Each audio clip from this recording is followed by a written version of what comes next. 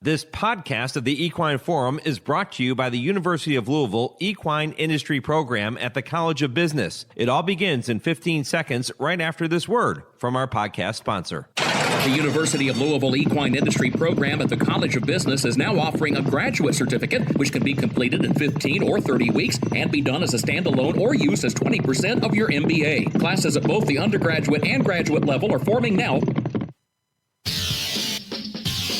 This is HRRN, horse racing's voice. Calvin Burrell, hand rides, Rachel Alexander. 5 lengths in front of Flying Spur. Ardelius come to third. Bork gives his fourth. Rachel Alexander geared down by Calvin Burrell.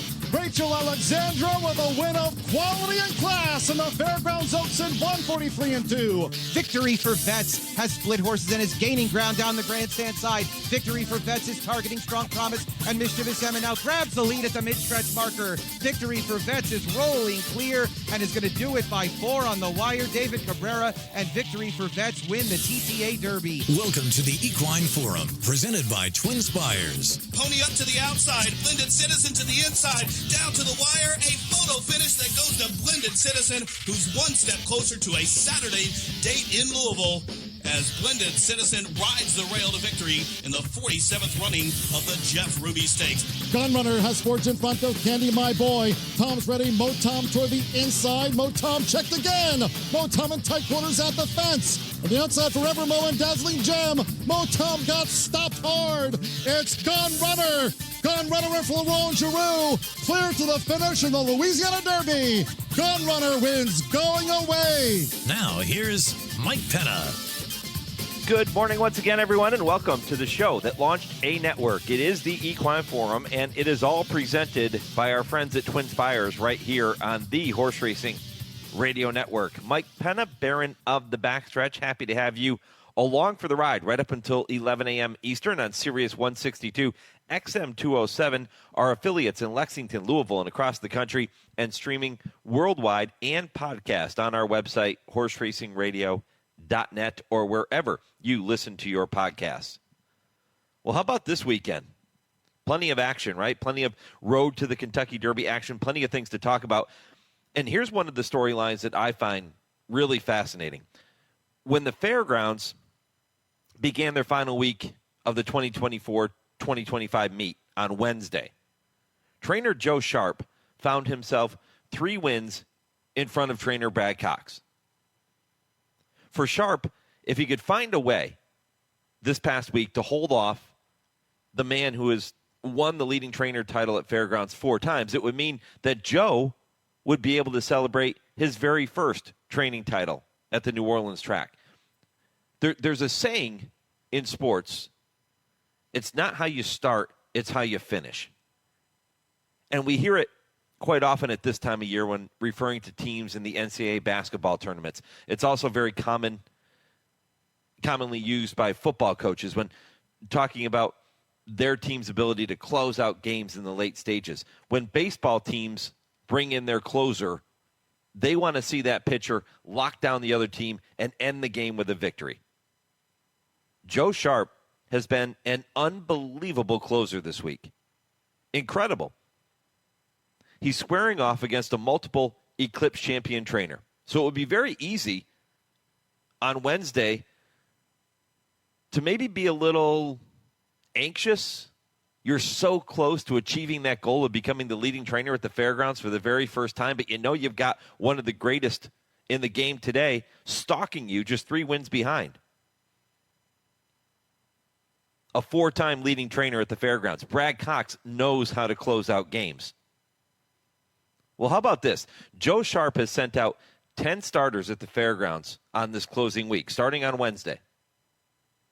From those 10 starters, Sharp has 5 wins, 50%, a second, 2/3, and 2 fourth-place finishes. That is how you close out an opponent. That is Mariano Rivera-like. He now leads Cox 37-30 with just 2 days remaining in the meet. Today and tomorrow, that's it. And Brad has horses entered in just 6 races over the next 2 days. So do the math. That means no matter what happens he will not be able to catch Joe Sharp for the top spot. So Joe has wrapped up that title. You're going to hear from him after this first commercial break at 8:15 Eastern.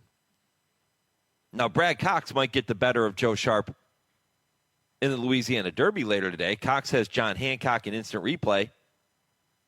He's in a better position there with those two horses than Joe Sharp is with Furio, who Joe is hoping can find a way to deliver a winning performance. But Brad Cox probably holding the edge there with his two horses.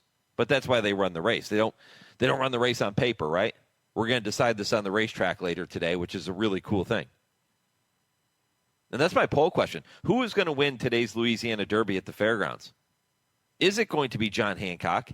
Will it be built from the barn of Wayne Catalano? Is it Caldera coming out of that Sunland Park Derby runner-up finish?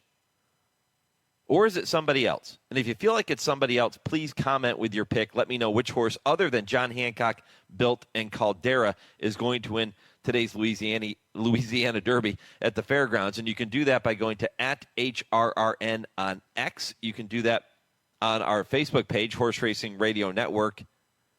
And if you don't do social media, you can always email the show with your thoughts on who is going to win the Louisiana Derby. You can do that at mike@horseracingradio.net. I'm going to spend a lot of time talking about that Louisiana Derby here this morning. I'm also going to spend time talking about the Jeff Ruby Stakes at Turfway Park. We won't neglect that race either. I'm not sure if the Kentucky Derby winner is in either of those races today. But again, the beauty of this sport is that we're going to decide this on the racetrack on the first Saturday in May. A big effort. If you want to be in the starting gate on the first Saturday in May, you have to put forth a big effort here today. This is not the ultimate goal, but it is the ultimate goal if you want to get in.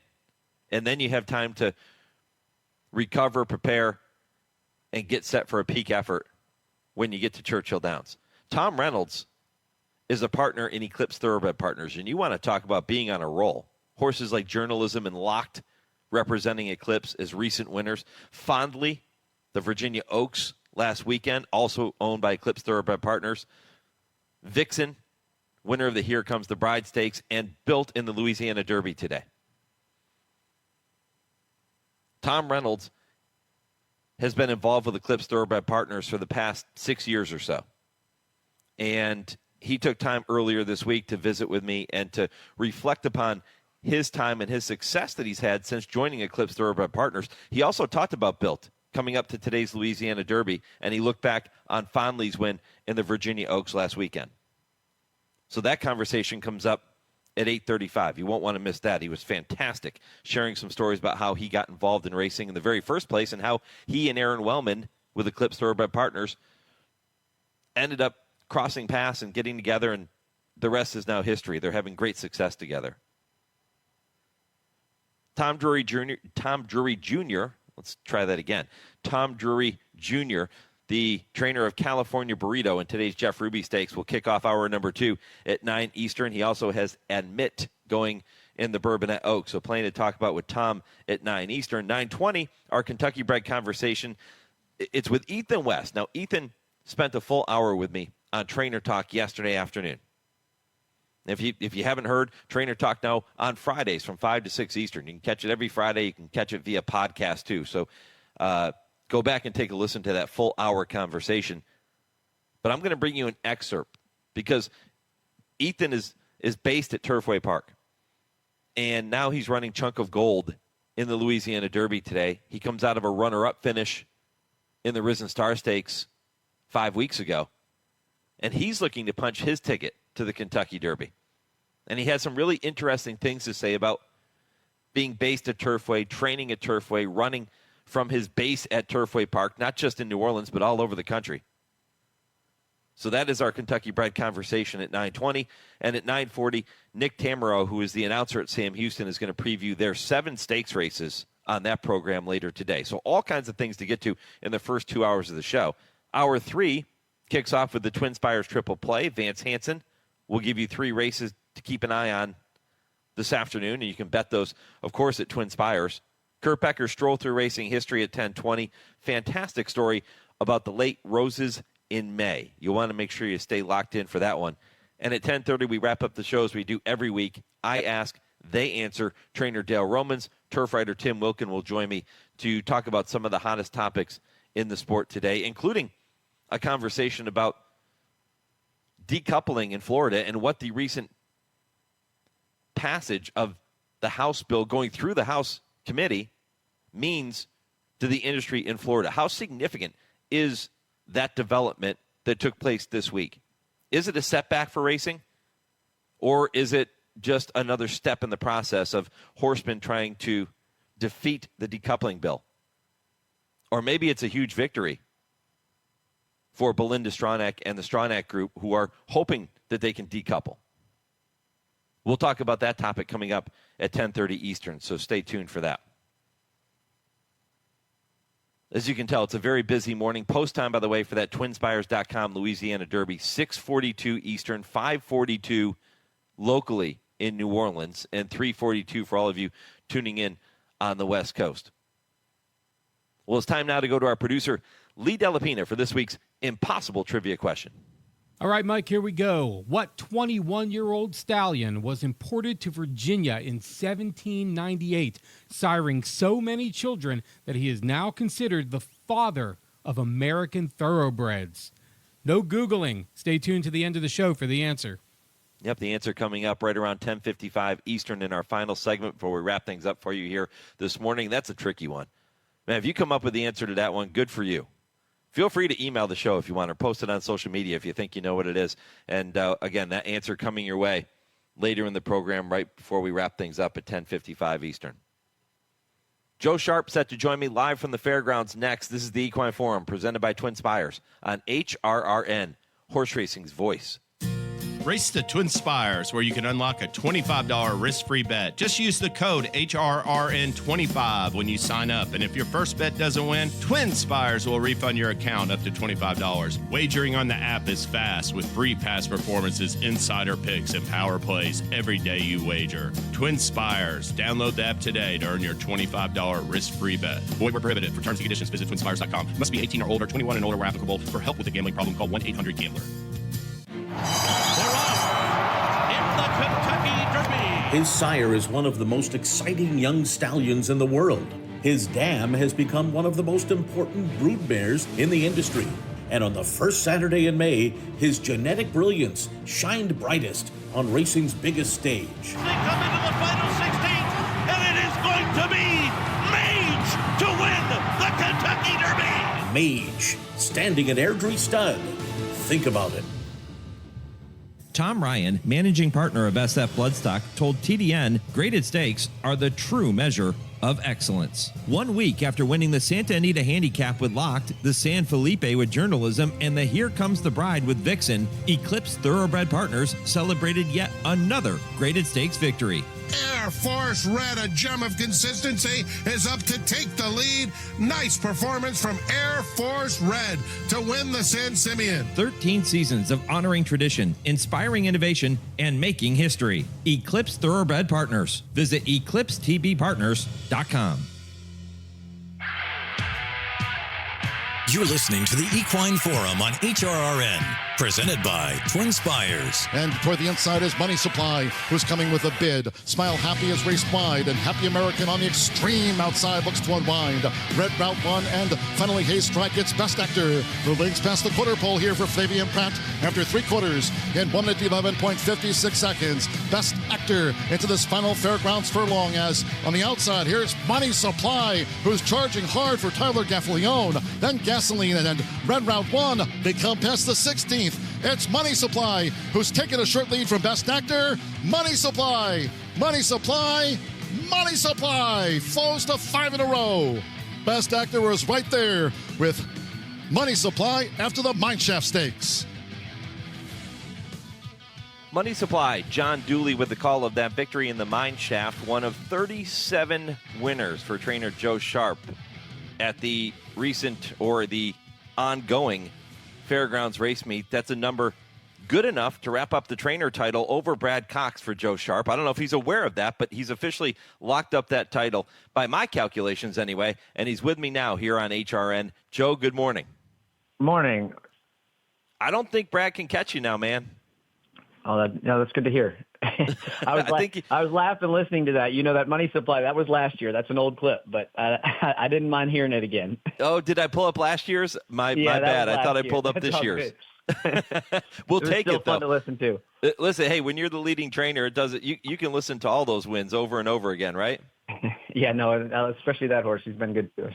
Yeah, fantastic. Well, here's the deal. I walked through the math this morning, and you have that 7-win lead, 37-30, and Brad has horses entered in, 6 races over the course of the next 2 days. So even if he goes 6-0, he's not going to catch you. So congratulations. Thank you. Yeah, it was a lot of. We had it was one of those winners where everything just kind of seemed to click and come together and go the right way for us. So we, it's. I think we've been second down here four times, and didn't come down here with the intention of trying to win the title, but about mid-meet when it was we were close to the the lead, I said, well, we should probably try to stay here now. So I'm definitely something that I've always wanted to do. We're very proud to have been able to accomplish it. The way you have accomplished it is pretty remarkable. I talked about this in the opening segment of today's show. You look at what you've done this week. Coming into this week on Wednesday, you had a 3-win lead over Brad. And, of course, he was going to be running horses. You're running horses, so he still had a chance to catch you at that point. In the 10 horses you've saddled, Joe, from Wednesday until today, you've won 5 of those, 50%. And that's – I described it as being Mariano Rivera-like. It's a classic closing performance on your part, man. Thank you. Yeah, we actually, it's funny, I told my crew, because, the beginning of March started out, I told them, I was like, it's going to get light in the middle of March, but, we're going to close out strong because, just the way the entries fell. And so it was, I think he got one up on us in the middle of March. And, but anyway, it was all good. These are, all the horses were, down here kind of, Jose and I came up with like a phrase kind of mid-meet. I looked at him one day because we were going to, getting ready to go out on one of the cheaper races. And I looked at him, I was like, well, it takes all kinds down here. And that's the truth. Like it really, the kind of horses we've had to, have anything from $5,000 claimers to winning stakes down here this meet to get it done. And that's the key to this place down here is, if you want to be in contention for the trainer's title, it kind of takes all kinds of horses to get it done. What does becoming a leading trainer at a meet as prestigious as the Fairgrounds do for a trainer's career? What does it mean to a trainer, especially to you, Joe? I don't know what it does for your career necessarily, other than, for me, I'm getting to compete against guys that, I looked up to as a kid and growing up. And then when I went on my own, guys like Steve Asmussen that, just obviously somebody I've idolized. And since, I remember coming in and following racing my whole life. So, and guys that I've worked for and worked with. And so it's in that respect, when I step back and look at it, it does, I'm very proud of that. And I'm proud of the the hard work and the team effort that it's taken to get here. But that being said, every guy that you're in front of in the standings works hard and puts their heart and soul into it. That's what we do. So but no, it's definitely I'm sure it's more of an accomplishment than I even will give myself credit for. But I'm very grateful to be here.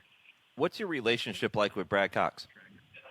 Brad and I are friendly competitors. Our kids are friends. They've spent the night at each other's house plenty of times, and so yeah, it's good. We don't really hang out outside of the track, but other than with the kids, we'll get together sometimes. But so he's fine. I mean, Brad's the ultimate professional, so he's here and very focused, and so we get along fine. I've often wondered if trainers will talk smack with each other. I guess it depends on your relationship, right? But if you'll have a little fun and maybe rib each other a little bit if you're coming down to the wire for a leading trainer title like this, does that happen often in this game? I would say with Brad, I think back years ago when he and I would win at it, I think 3 years in a row or something, and I think Brad was would try to a little harder to win the title back then. I think now that Brad's kind of his business, seems like it's obviously evolved to higher quality, and I don't know how much Brad was trying to focus on winning the title this year. So I don't, but in either regard, it was his competitive nature. I'm sure he was still feeling it when it got close. But no, I mean, there's not a lot of locker room talk in that respect, I don't think, but maybe amongst the crews, I would say, amongst the people that work with us and part in our team, I think there's always that undercurrent of competitiveness when it comes down to it. But as far as us as individuals, no, not a lot said. You were quoted earlier this week in a press release or an article that was sent out by Fairgrounds as saying, I've got some horses that I need to save for Keeneland. The hard knockers need to do well to get us there, meaning to win the title. And that was before you started racing on Wednesday. That's an interesting dynamic, Joe, and I hadn't really thought about it like that. But when you're in a position where you're trying to win a training title, you want to have your best horses out there. You want to run as many horses as you can. But as you referenced, you're trying to plan for the future too and save horses for Keeneland. So how do you find that balance? Well, a lot of it is, you notice down here this meet, we claimed some horses and some, at all levels, and that was helpful in this week, especially, a couple of those horses yesterday were, horses that were claimed. And so those were the kind of, lower end hard knockers that really helped get us there this week. But we brought horses down here off the layoff as well. And like, for instance, that filly that Flirting with Time that ran off the layoff yesterday didn't win, but she was getting, a race in her before Keeneland. So fortunately, we have the numbers to kind of be able to do both. But yeah, all the while you're kind of looking to the future and not wanting to empty your tank out as far as what would be planning to run in Keeneland and Kentucky, because obviously the purse structure is greater and, it's the premier meet. So, it's just having a little self-control and doing what's right for the horse, honestly, because if the horses belong here and should run here, then that's where they're going to run. But I'm not going to compromise what's best for the horse and owner just for the title. Talking with trainer Joe Sharp here on the Equine Forum presented by TwinSpires. Joe, let's talk about the horses you're saddling in the stakes races later today, and we'll start with the Louisiana Derby. Furio gets a rematch with a Brad Cox runner, Instant Replay, who beat him last time out in an allowance race. Tell me about Furio and why you think he can turn the tables on that horse and everybody else later today. Well, I mean, Furio is a very talented horse. We've been really excited about him, from the time he walked in the barn. He last time was his first time going a mile and a 16th, and he kind of got out there by himself and got a little lost late. The biggest thing with him today is, he's had the tendency to lug in the last two times late, and that he can't do that if he's going to beat good horses. And Jose has worked him the last couple times. We've sat him in behind a couple horses, come around, and when he has a target, he doesn't. Hasn't offered to do that, so he's been real straight and real professional.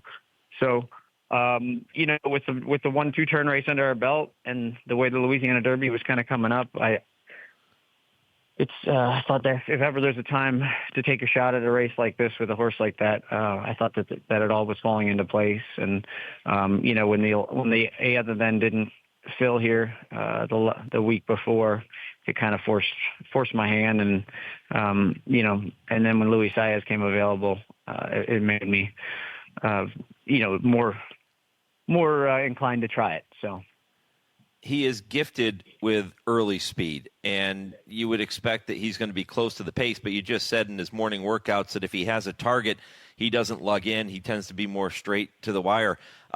Would you expect that to be the strategy today? Do you want to try and take him back a little bit and see if he can settle and then finish after that? Well, I mean, like you said, he's so naturally fast. He's going to be close, but he doesn't need a whole wall in front of him. He just needs something to follow would be ideal, So that's we're not going to take him out of what he's naturally good at, and both horse and rider seem to be very effective close. So we're hoping we get a couple to go from the inside, 1 or 2, and just be able to kind of follow him around there, and hopefully have enough to finish. And gets the distance. Yeah, I find it interesting, too, that one of the horses expected to be among the favorites, if not the favorite, is going to be built from the barn of Wayne Catalano. Luis Saez was aboard built last time out in the Risen Star. Jose Ortiz was aboard Furio. They now switch positions. Jose going to be aboard built, and you get Luis Saez, as you said. What have you seen from built throughout the winter down there? I mean, I know they're very happy with the way he's training, and obviously he looks like he's continued to just take the right steps moving forward. And, he has that running style that is real effective in these big races. He's to especially to pick up pieces late. I think today is going to be, being tactical is going to be important in today's race, but I think the one thing that he's shown over the course of the winter is that he's consistent, and, you can count on Bilt's going to be running late. So, Joe, you have a couple of horses entered on the undercard stakes too. The Tom Benson Memorial, 2 horses there. Sabalenka, Strikingly Spun, and then in the Crescent City Derby, Acknowledge is your entrant there. So tell me about those 3 horses. So Sabalenka was entered in that as the day that they were canceling here last Saturday, and then they ended up rescheduling her race on Saturday to Tuesday. So she ran Tuesday, and she's a scratch today. Okay. She actually won on Tuesday here. And then, Strikingly Spun, that's a filly that we've always had high on our radar. She's picked up some black type, but isn't a stakes winner yet. But Phil, I thought the race came up rather light considering. And, Tyler's been, I think he's won 2 on her, if I'm not mistaken. And so that's we're glad to have him aboard. But yeah, she's a filly that always runs a race. Last time she had kind of a bad post and was hung wide the whole way. I know Flavien came back and wasn't thrilled with his trip. And so I think that race should have been a little better than it was. But yeah, we're hoping to pick up some more black type with her today. And then Acknowledge is, he's a Louisiana bred Rapoli. They're another 3-year-old that's we really like a lot. We had put the blinkers on last time, and he didn't run as expected, so we took him back off. He's been working lights out, so we'll see. But I thought that Crescent City Derby came up really salty today, actually.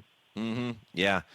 Joe Sharp here on HRRN. Joe, I know you've got some other things to get to. I know you're busy at this time of day, but you talked about the horses you're preparing for Keeneland.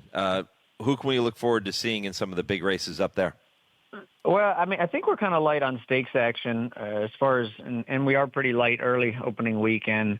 But we've got, I think, middle to the end of the meet, we'll have some good horses up there. I mean, I don't really have a target horse to tell you to watch, but I think, when you get up there at Keeneland, you always have to be, if you're entering, you better plan to be live, because it's, we all know how tough it is. So, that's, I think anything we run up there, we should be pretty well spotted as the goal. Joe, always fun to catch up. All the best later today. Congratulations on that title, and let's keep it rolling into the spring. All right. Thank you so much. You got it. Joe Sharp here on HRRN. Time now for your Legends of the Turf, a short commercial break. And when I come back, you're going to hear from owner Tom Reynolds of Eclipse Thoroughbred Partners. I think you're going to enjoy that visit. He'll tell you all about Built, one of the favorites in today's Louisiana Derby. That's coming up right after your Legends of the Turf. This is the story of a man who was active as a thoroughbred owner for 65 years and whose name became synonymous with the American turf. Among the horses he owned and or bred were Swarthmore, Passmore, Seabird, Yankee Witch, Big Blaze, American Flag, Maid at Arms, Crusader, Friar's Case, War Hero, War Glory, War Admiral, War Relic, Thumbs Up, War Trophy, Rampart, and the horse that in many quarters is considered the mostest hoss that ever was, Man o' War. This man was born on July 1st, 1861 in Glenriddle, Scotland, the son of a textile merchant who founded that town. Robert Burns, the well-noted Scotch poet, was at one time the family librarian.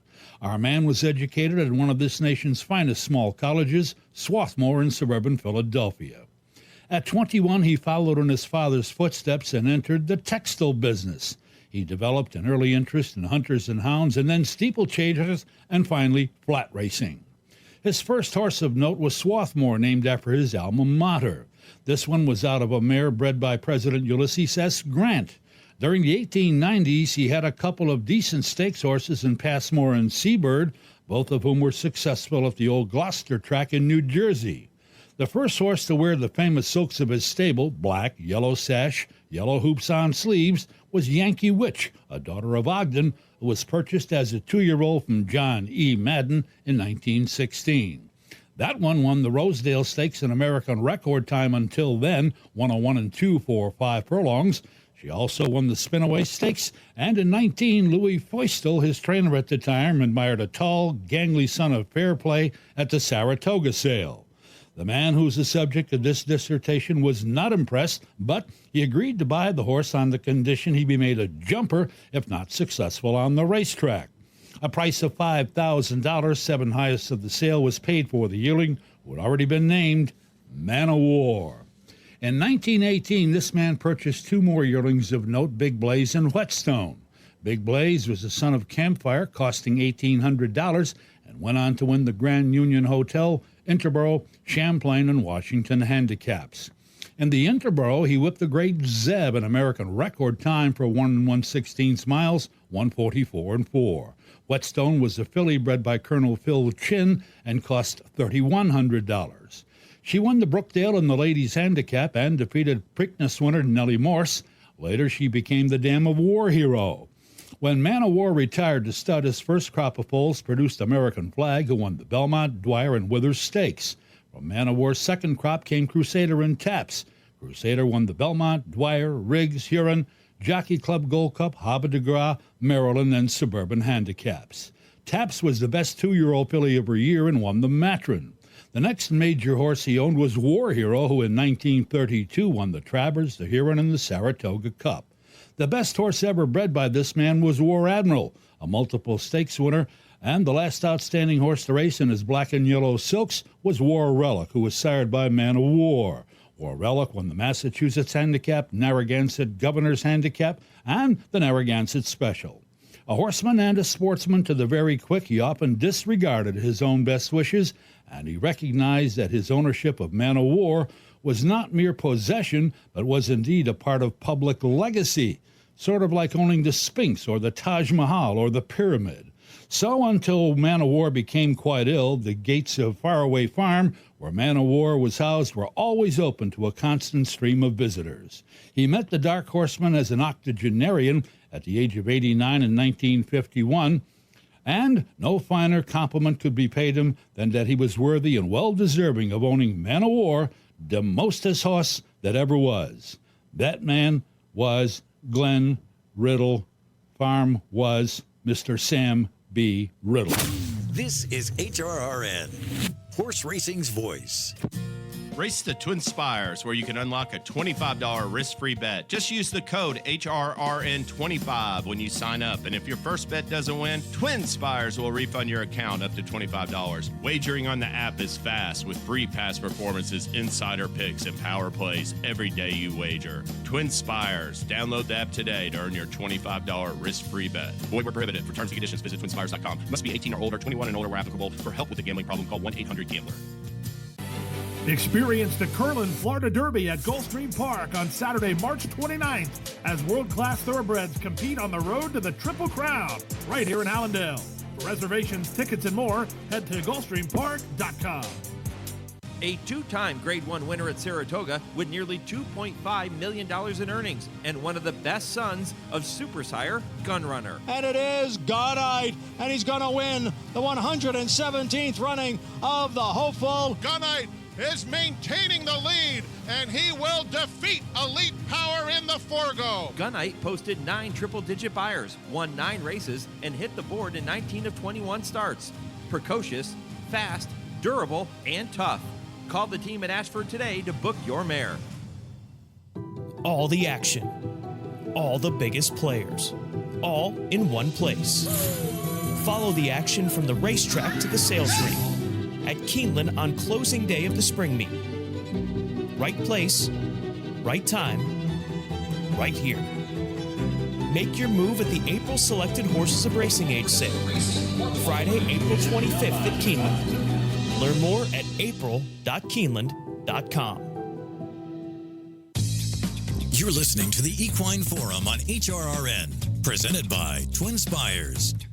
They head for home. Anonyma's in front. Fondly set down for the drive. They're off to turn 1-2. Anonyma still clear. Fondly's been trying to get by the entire race so far, but Anonyma's still in front, heading for the final furlong. Fondly's going to try and lift once again. Early on is coming down the center. Down inside Iconomama. Anonyma still in front. Here comes Fondly, who keeps on fighting. Fondly, she's 2 for 2, and she's Oaks bound too. Fondly, a gutsy winner of the Virginia Oaks. It's tight for second early on, or Anonyma. Travis Stone with the call. Fondly winning last weekend's Virginia Oaks, and as you heard him say, punching her ticket to the Kentucky Oaks for trainer Graham Motion. Begins her career a perfect 2 for 2, and that effort very, very impressive. After just 1 7-furlong race, to her credit, she comes back, she stretches out, and she delivers in a big, big way at Colonial Downs. And I know that that is music to the ears of my next guest, Tom Reynolds, who has been a partner with Eclipse Thoroughbred Partners and Aaron Wellman for many years now, and he is super excited about being involved with Fondly. Tom, congratulations, my friend. Thank you very much. How impressive was that effort? I thought it was a terrific effort. I mean, it's so hard to win your maiden race and then come back, in a stakes caliber race with Kentucky Oaks points on the line.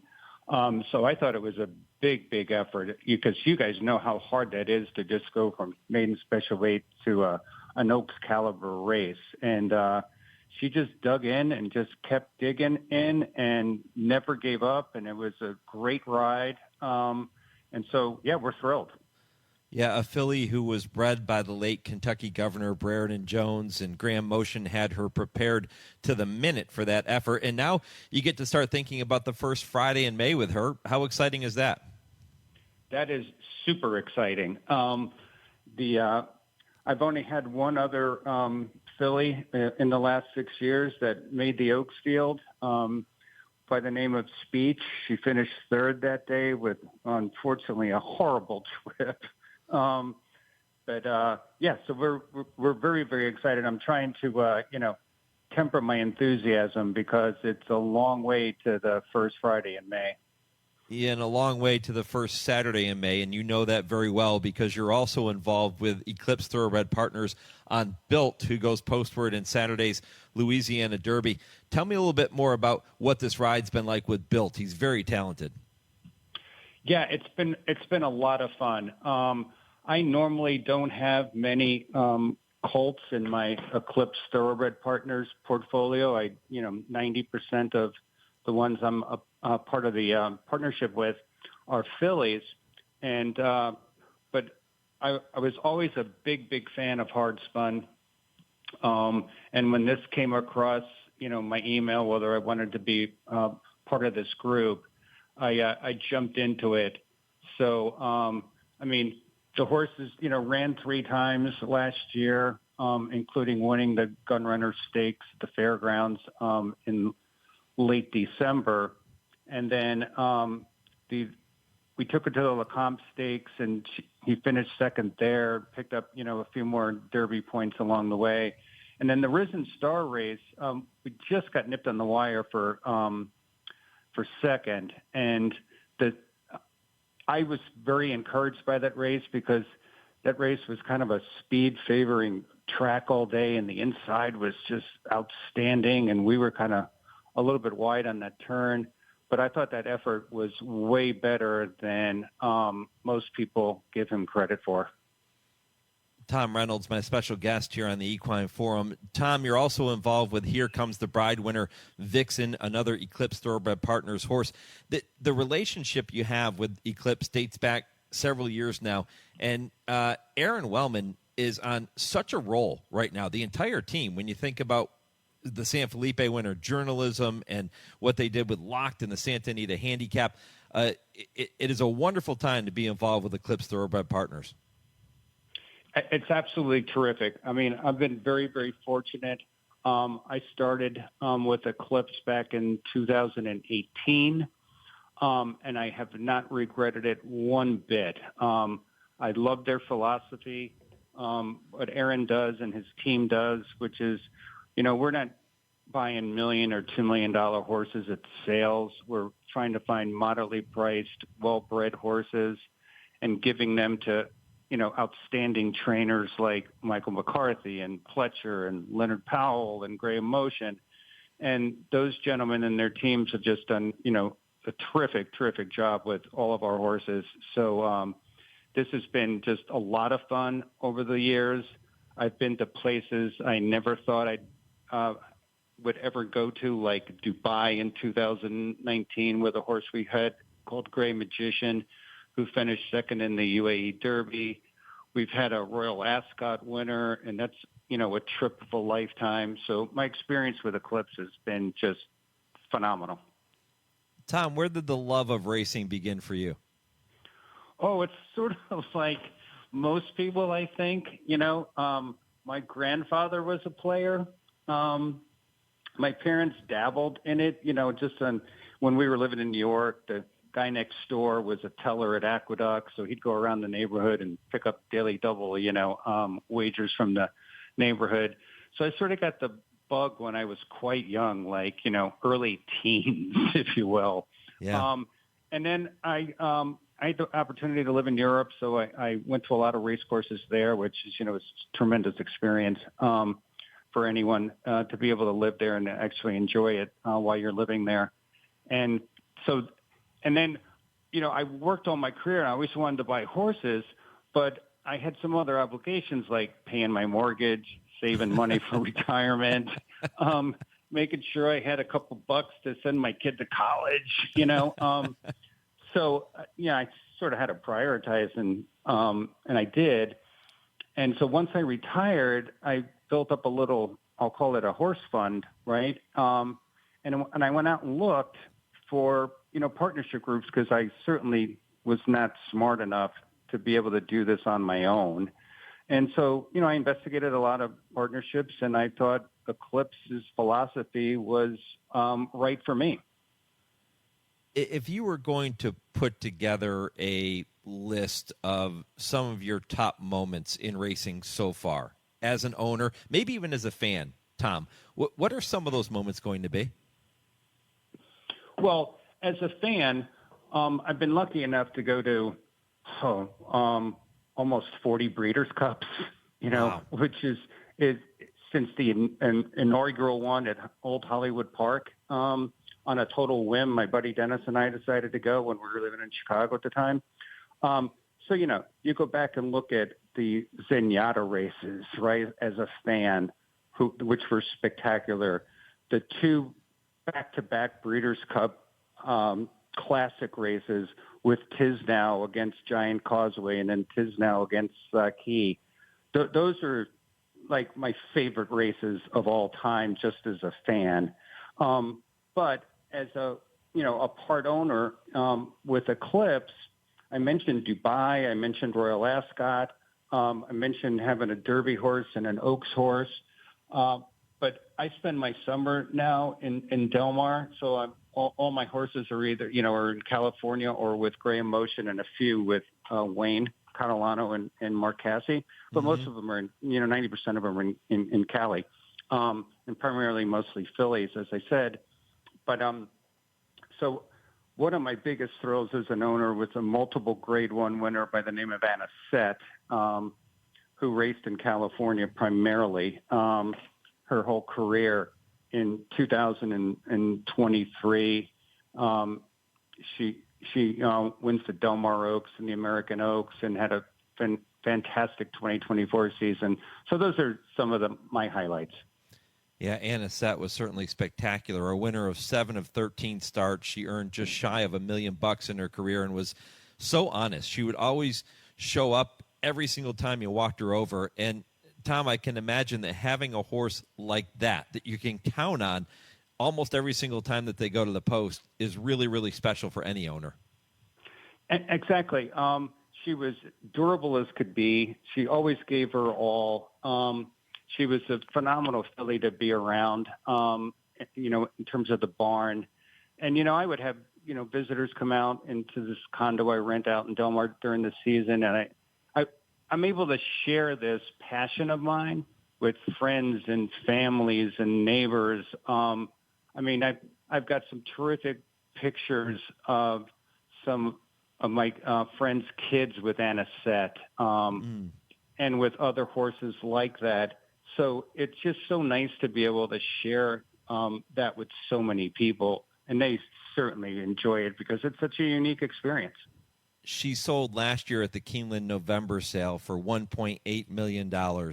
And considering what she meant to you, Tom, and to your career as an owner, what was it like for you watching her go through the auction ring? Very bittersweet because we all loved her and still do. She was, phenomenal to be around and very, very successful on the track, to say the least. So it's very bittersweet. But then there's also, the money side of it, right? Where we did sell her for $1.8 million. That gets all of our partners, some money in the bank so we can plow back the money back into 2-year-olds and 3-year-olds that are just coming up. Do you ever have any friends or relatives, Tom, that come up to you and because of your involvement and your success in the game with Eclipse Thoroughbred Partners, they ask you about ownership? Maybe they don't know anything about horse racing, but they ask you about the sport. They ask you about getting involved. Does that happen very often? It actually does happen quite often. And my usual reply to that is a few things. One is it's so unique and so different to be involved with a high-level sport like thoroughbred racing. Most people are not going to go buy a piece of the Rams, right? Mm-hmm. Or a piece of the Niners or the piece of the Cowboys, right? And nobody's, baseball, basketball, name a sport, you're just not going to have those kind of resources to be able to do that. But working with a tremendous partnership like Eclipse, you can do that in an affordable way. So that's usually my first point. My second point is just to be very clear to people, hey, this is a really expensive hobby, okay? It's not for the faint of heart. You have to go into it thinking like, all right, so I paid my money up front to, own 5% of X, Y, or Z horse, and you're going to get thrills and experiences that you normally wouldn't get. Don't go into it thinking you're going to, hit a home run or hit a grand slam. You have to be realistic about this. And then third is enjoy it for everything you can. Go travel and see your horses run. Make special trips to the barns. Go to the Ocala sales. Enjoy the entire experience. I think that's great advice. And I know the times that my wife and I have been involved in owning pieces of horses that whenever we got the chance to go and to be part of the experience of watching them run, it was such a thrill, even if they didn't win. And we were lucky. A lot of times they did. But even if they didn't win, just to be there and be part of it, there's nothing like it. Absolutely. And, if I have guests, say at Del Mar or even this weekend in Louisiana at the Derby, I'll also make sure I get, winner circle photos, get the jockey and trainer to sign it. And, so they have something to remember it by. They can, put it on their wall or stick it behind their credenza at home. And so there's this residual value there to hammer home that experience, if you will.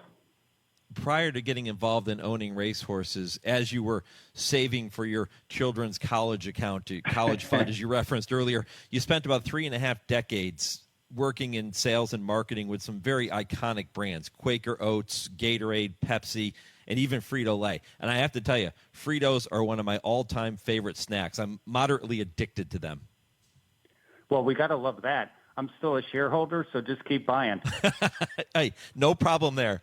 I will continue to keep buying Fritos as long as I live. I absolutely love them. But you took that experience, and now you're involved on the racehorse side. But one thing that fascinated me, Tom, is that you've also written and published a book, which is titled Get Off Your Phone and Start Living. And I got to tell you, that title resonated with me. Well, it's funny. People ask me, like, why did you write this book? And over the last 3, 4, 5 years, I would go out to all these social places and look around and see people on their phones not enjoying where they were, whom they were with. And I'll give you a couple of examples. Like, go to a sporting event. Go to Del Mar even in the summer at the track. Go to a Lakers game. Go to a Dallas Stars game. And you look around, and people are on their phones, and they spend a lot of money to attend this sporting event or a concert. And I'm like, enjoy the game. Talk to the people around you. Root for your team. The most egregious thing is restaurants for me. You know, I go to a restaurant. It happened last Saturday night again. I look over. There's a family of 4. Mom and dad are on their phones. The 2 kids are playing some electronic device. I'm like, why didn't you just do that at home? You're not enjoying the moment. Yeah, I couldn't agree more. I've often threatened to go back to a landline and an answering machine. So when I read the title of your book, it when I say it resonated, it certainly hit home for me. I agree 100%. Yeah, so I just go through like 11 or 12 different locations, you know, sporting events, restaurants, gyms, apartment buildings, and go, there's another option here besides being on your phone the whole time. Enjoy the connections, enjoy the people, enjoy the moment. Yeah, and you have enjoyed some special moments with Eclipse Thoroughbred Partners. Tom, I hope they continue for you. I can't thank you enough for spending some time with me here today. All the best going forward, and let's go get it done with Built in the Louisiana Derby. Well, thank you, first of all, for having me. Looking forward to the race Saturday. And if I could just mention one other thing. Earlier this week, I was asked to join the Eddie Gregson Foundation Board. Yes. And for those who don't know what that is, it basically provides scholarships to the backstretch workers' families or children to attend college. And it's primarily in California. And it's a great organization. I wanted to not only donate money to them, but also spend my personal time trying to help them grow bigger and better. So for those that are out there listening, pull it up online, Eddie Gregson Foundation, and any and all donations would be so appreciative by all those backstretch workers and their families. Tom, I'm so glad you brought that up. It's a wonderful, wonderful organization, and I'm so glad that you are now part of it. Keep up the great work there, and continued success with Eclipse Thoroughbred Partners. Thank you very, very much. All right, Tom Reynolds here on HRRN. When I come back, it is time for this week's edition of Calling All 3-Year-Olds, presented by Spendthrift, and I'll tell you what's ahead in Hour 2 and in Hour 3. This is the Equine Forum on the Horse Racing Radio Network. People do some pretty cool things in their 40s and 50s. Why should saving for retirement be any different? I mean, they go back to college, learn new instruments, start skateboarding. Whoa! Okay, maybe that one's not for everybody, but saving for retirement is. With aceyourretirement.org, you can get on track with your retirement savings no matter your age. Just have a 3-minute chat with Avo, the friendly digital retirement coach from AARP. You'll get personalized recommendations based on your input that are easy to understand and work with your lifestyle. It's quick, easy, and free. Plus, it's sponsored by AARP, so you know they got your back. Gnarly move, Dad. Thanks, sweetie. So wherever you are in your retirement savings journey, head to aceyourretirement.org and start chatting with Avo today. That's aceyourretirement.org. A message from AARP and the Ad Council. Joe Buck and John Smoltz welcoming you back to the City Center Convenience Mart. Well, John, the stage is set for the final transaction. That's right, Joe. Heather's moment has arrived, and you just hope all that training pays off. Heather lays down her purchase, but Randy rings it up as slowly as he can. He is a wily veteran. It gives Heather's eyes the chance to wander. Uh-oh. Yep, she's looking at the cigarettes. There's nothing good back there. Quit now, and in 5 years, your odds of getting certain cancers drop 50%. Meanwhile, Randy's stone-faced. He's giving nothing away. He just stands there, wetting his cashier's finger on that sponge. Heather toes the rubber. Here we go. Heather's arm is in motion. But instead of pointing at the back wall, she just grabs the gum off the counter. That's a slick move. Heather back. She is out of there. Even Randy tips his cap to Heather. Stand Up to Cancer and Rally wants you to reduce your risk for cancer. Go to takeahealthystand.org. Free health care, hundreds to more than $1,000 per month in disability compensation, and tens of thousands for college tuition. These are just some of the U.S. Department of Veterans Affairs benefits that may be available to veterans. VA is focused on customer service like never before. Choose VA and see why veterans' trust in VA reached an all-time high. Claim the benefits you've earned at choose.va.gov. Thursday evenings, 6 to 7 p.m. Eastern, is the Brisnet.com call-in show. It's your chance to call in and let the Horse Racing Radio Nation know what's on your mind. Call us at 888-966-HRRN. That's 888-966-4776. And discuss the topics you choose in the world of thoroughbred racing. The Brisnet.com call-in show. Sirius 162, XM 207, and streaming live at horseracingradio.net. They're all in line. And they're off. Spendthrift Farm presents Calling All 3-Year-Olds with Bobby Neuman. Last week's 3-year-old spotlight was on Colonial Downs and the reimagined Virginia Derby. Formerly a turf race in the late summer, it's now a dirt race in the late winter and a points qualifier on the road to the Kentucky Derby. Bob Baffert shipped Getaway Car out from his Southern California home, and he was bet down to 4-5 off his hard-fought Sunland Derby win. But despite making the early lead, he wasn't a factor in the late stages. Wayne Lucas's American Promise, who finished far behind Magnitude in the Risen Star Stakes last time out, pressed the favorite early before overtaking him going into the far turn. He pulled away for a resounding win by almost 8 lengths. He earned 50 points for the win, bringing his total to 55 and getting him a spot in this year's Kentucky Derby. The 100-pointers start today with races in Louisiana and Kentucky. At Fairgrounds, the Grade 2 $1 million Louisiana Derby brings together a field of 10 going a mile and 3/16. John Hancock might be the one to beat off his victory in Tampa's Sam Davis Stakes, but he faces stiff competition from Chunk of Gold, Built, Instant Replay, and Hypnus. At Turfway, a full field of 12 is set to go a mile and an eighth in the Grade 3 Jeff Ruby Stakes.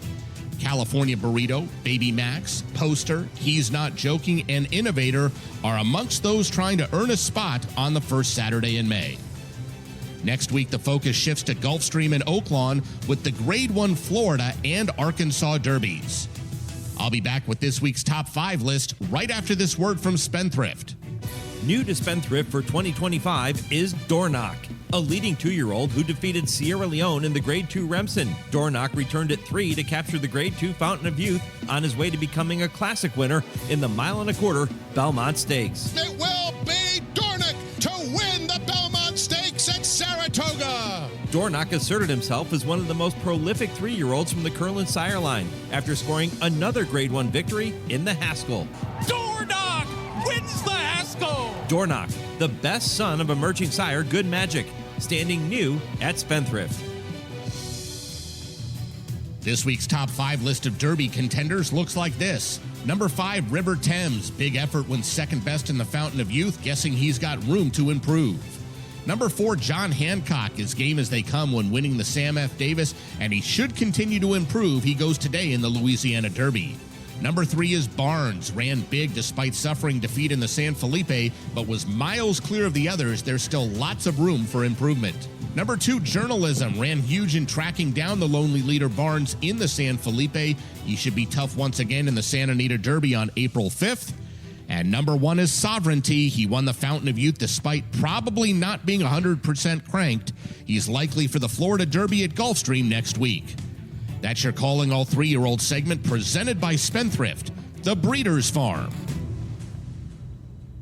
Yeah, the road to the Derby really heating up. Of course, the Louisiana Derby today, Florida Derby next week, a couple of weeks away from the Bluegrass, the Wood, the Santa Anita Derby, all of those races coming up, and all of them going to have a major impact on that Derby picture.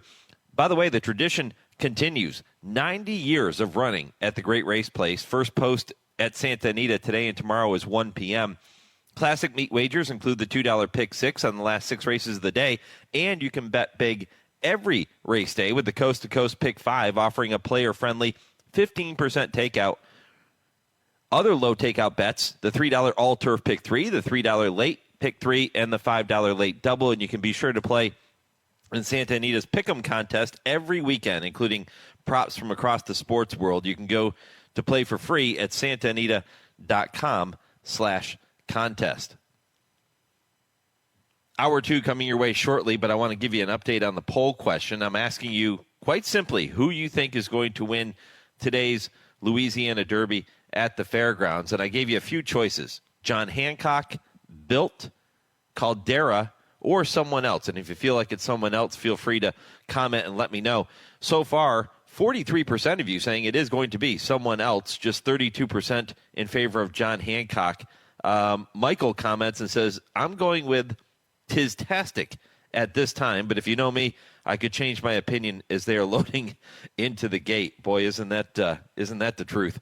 And then Mark comments and said he also will be going with Tistastic. So Tistastic getting a lot of respect from HRRN Nation, and probably rightfully so. Should be a very interesting race coming up at the fairgrounds this afternoon. All right, I'll tell you what's ahead in hour number 2 when I come back right after this 10-second pause for station identification. This is the Horse Racing Radio Network, where racing comes to talk.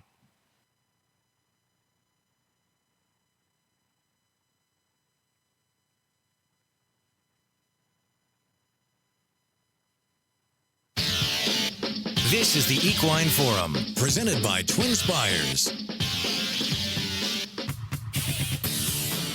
1 hour in the books, 2 to go here on the Equine Forum, presented by TwinSpires. Welcome back. Mike Penna, Baron of the Backstretch. Happy to have you along for the ride right up until 11 a.m. Eastern. If you missed my conversations with trainer Joe Sharp and owner Tom Reynolds in the first half of the program, all you have to do is head back to the website, horseracingradio.net, right after we finish up at 11 a.m., and you can listen to the podcast whenever you have some time. You can do that, too, on every podcast platform. Don't forget, too, to weigh in on the poll question, who you think is going to win today's Louisiana Derby. You can do that on our X page at HRRN. You can do that, too, Horse Racing Radio Network on Facebook, or email the show, Mike at Horse Racing Radio Network, to let me know your thoughts on who is going to end up winning today's Louisiana Derby. Joe emails the show and said, I do like John Hancock, but I think he's distance limited. Therefore, my pick is Chunk of Gold in the Louisiana Derby. Joe, appreciate the email. Tom in St. Louis says Caldera wins the Louisiana Derby. He's been working like a beast for this race. How about that? Can you imagine that? The coach, D. Wayne Lucas, getting another horse qualified for the Kentucky Derby with a big effort from Caldera. That would be something. He's ageless, right? 89 years old? And he continues to show up on the big stage just like he has for his entire career. Would be something special. Well, Tom Drury Jr. is also hoping that he can find a way to get to the Kentucky Derby on the first Saturday in May, and he'll do that later today at Turfway Park when he sends out California Burrito, looking for a third consecutive victory after taking the John Battaglia Memorial on February 22nd. And Tom is with me now. Tom, good morning, my friend. Good morning, sir. How are you? Really, really well. How about you? You fired up for this afternoon? Just another day at the office. I mean, just one of the biggest races of my career. But other than that, we've got plenty of work to do this morning, and that's keeping us busy. So everything's good. Okay, so let's start there. I'm glad you brought that up, because a lot of people will see the trainer in the afternoon. They'll see you lead the horse over, saddle the horse, give a leg up to the jockey. Maybe they see you in the winner's circle. At least that's what you hope. But they don't realize what goes on behind the scenes on a big morning, on a big race day morning. So what's this morning like for you, Tom?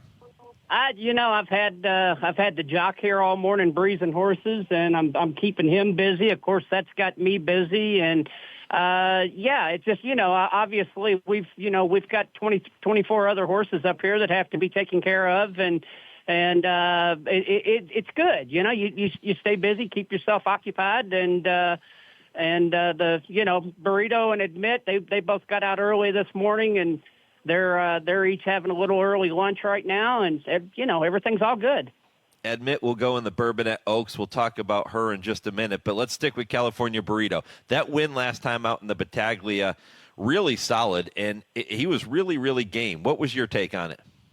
Well, the time before he was able to kind of walk the dog and with really slow fractions and, kind of kicked on. And it was almost one of them head-scratcher races because you wasn't sure, number one, how much he got out of it. And number two, he really wasn't tested. Of course, in the Battaglia, that horse ran completely by him coming to the 8th pole. And, we kind of had to dig back in and get back in the race. And, that was the one thing that kind of stuck out with me is just the try that he showed that day. And he not at any point did he give up. He kept running. Did you know that he had that quality before he showed it to you in that race? Well, his Churchill race was really good. He was second to Steve's horse at Churchill, and that was a really good kind of race. We loomed right to the horse. I don't know that we were ever at any point going to get by him, but you could see that he had his ears pinned and he was sure trying. And I think, if I'm not mistaken, it was a big margin back to the 3rd place horse that day. Well, of course, Steve's horse comes back and wins the stake at Fairgrounds and showed he had a lot of quality. And that's just, to me, that's just the kind of race that you expect a horse to move forward off of, and that's exactly what he did. Yeah, that was when you finished behind Magnitude on November 17th of last year. And you're right, 15 lengths back to the 3rd place finisher that day. Yeah, that was obviously after seeing what Magnitude came back and did, that one, that race caused us to prick our ears a little bit. But again, I just, our horse has done everything right since he's gotten to Turfway. I don't know that it's surface or anything in particular as much as just, I think he's just a 3-year-old that's going the right way. He's catching up. He's mentally and physically, he's gone the right way. And, it's a fun time of year to have a horse like him in the barn.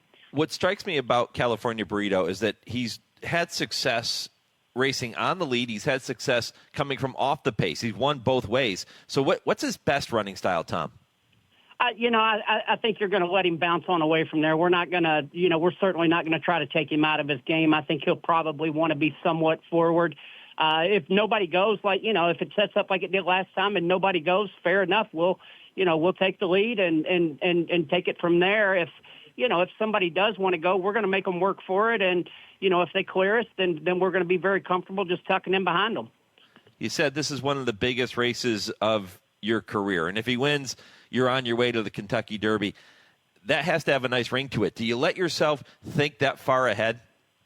Nah, you have to just take it one race at a time. I mean, obviously you can't help but, you can't help but dream. But that being said, you've just got to, with these horses, you take it day to day, race to race, and, cross your fingers and hope he can get us there.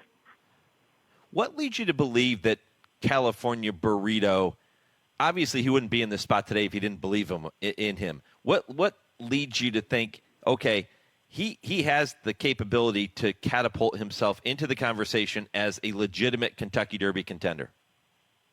Well, the biggest thing for me, after we ran him first time at Ellis Park last summer, I had a conversation with Mr. Haberman after the race and said, this coat's just far from being a finished product. He needs to catch up. He's still got some maturing to do. And as I mentioned earlier, you can kind of, now you're starting to see some of that take effect. And to me, he's the kind of horse that should just continue to get better. Now, what his stopping point's going to be is, that's a little bit of an unknown still, but I do think he's going to continue to get better. Aaron and Victoria Haberman, the owners of California Burrito. Tell me more about that relationship, Tom. It's been fantastic. I had a long-time client that was as much of a mentor to me as he was a client, and the Habermans were partners with him on horses, and unfortunately he passed away during COVID, and was a big loss to me personally and business-wise, and I wasn't sure what was going to happen at the time, and Aaron was kind enough to stick with me, and we've been together ever since, and it's just been a great relationship. So I'm as happy for them as I am myself. Yeah, that's one thing that I hear from a lot of trainers is, they're happy for their own success, but when they can win for their owners, especially owners that have stuck by them and supported them through the highs and the lows, that means even more than winning for yourself. Well, even the relationship with Irving, I after we won the Battaglia, I called Aaron and said, Aaron, we're going to the bigger race next time, and I would guess we could probably get about anyone to ride him. And Aaron said, absolutely not. He said, Irving's our rider, and we're sticking with him, and he's done nothing wrong, and that's just the kind of guy he is. And for guys like us to be in this situation, it's pretty special, and it means a lot. And that just speaks of what a classy guy Aaron is. Yeah, Irving Moncada, the rider of both Admit and California Burrito. And again, we're going to talk about Admit and the Bourbonnais Oaks in just a minute. But what is it about Irving that makes him so good? He started working horses for me last summer. He was still a 10-pound bug boy at the time. And I remember talking to his agent. He'd maybe worked 4 or 5 horses for me. And I was talking to his agent one morning, and I said, this kid comes back and talks to you like an old rider. I mean, he can tell you something about a horse. He can do exactly what, just natural ability. If you tell him you want one to go in, 49 and change, he's usually going to be right on the money and has, good clock in his head and just very naturally light. I mean, just everything you're looking for in a young rider. And, initially I was just going to put him on some horses at Belterra in Ohio, and I think he won like maybe the first 3 out of 5 he rode for me or something. So that kind of got the relationship started. And then, we obviously brought him into Churchill, and he won a couple for me there, and it's just kind of developed into a real nice relationship. But I don't know that I don't know that I could be any happier for him this winter. He's had a great winter, and his name's certainly out there now. So if anything, I'm worried that he's going to probably get a little tougher to get. So hopefully we can keep on with him. Talking with trainer Tom Drury Jr., California Burrito, his horse in this afternoon's Jeff Ruby Stakes, and then he has Admit in the race prior to that. The Bourbonnais Oaks also gives a leg up to Irving in that one.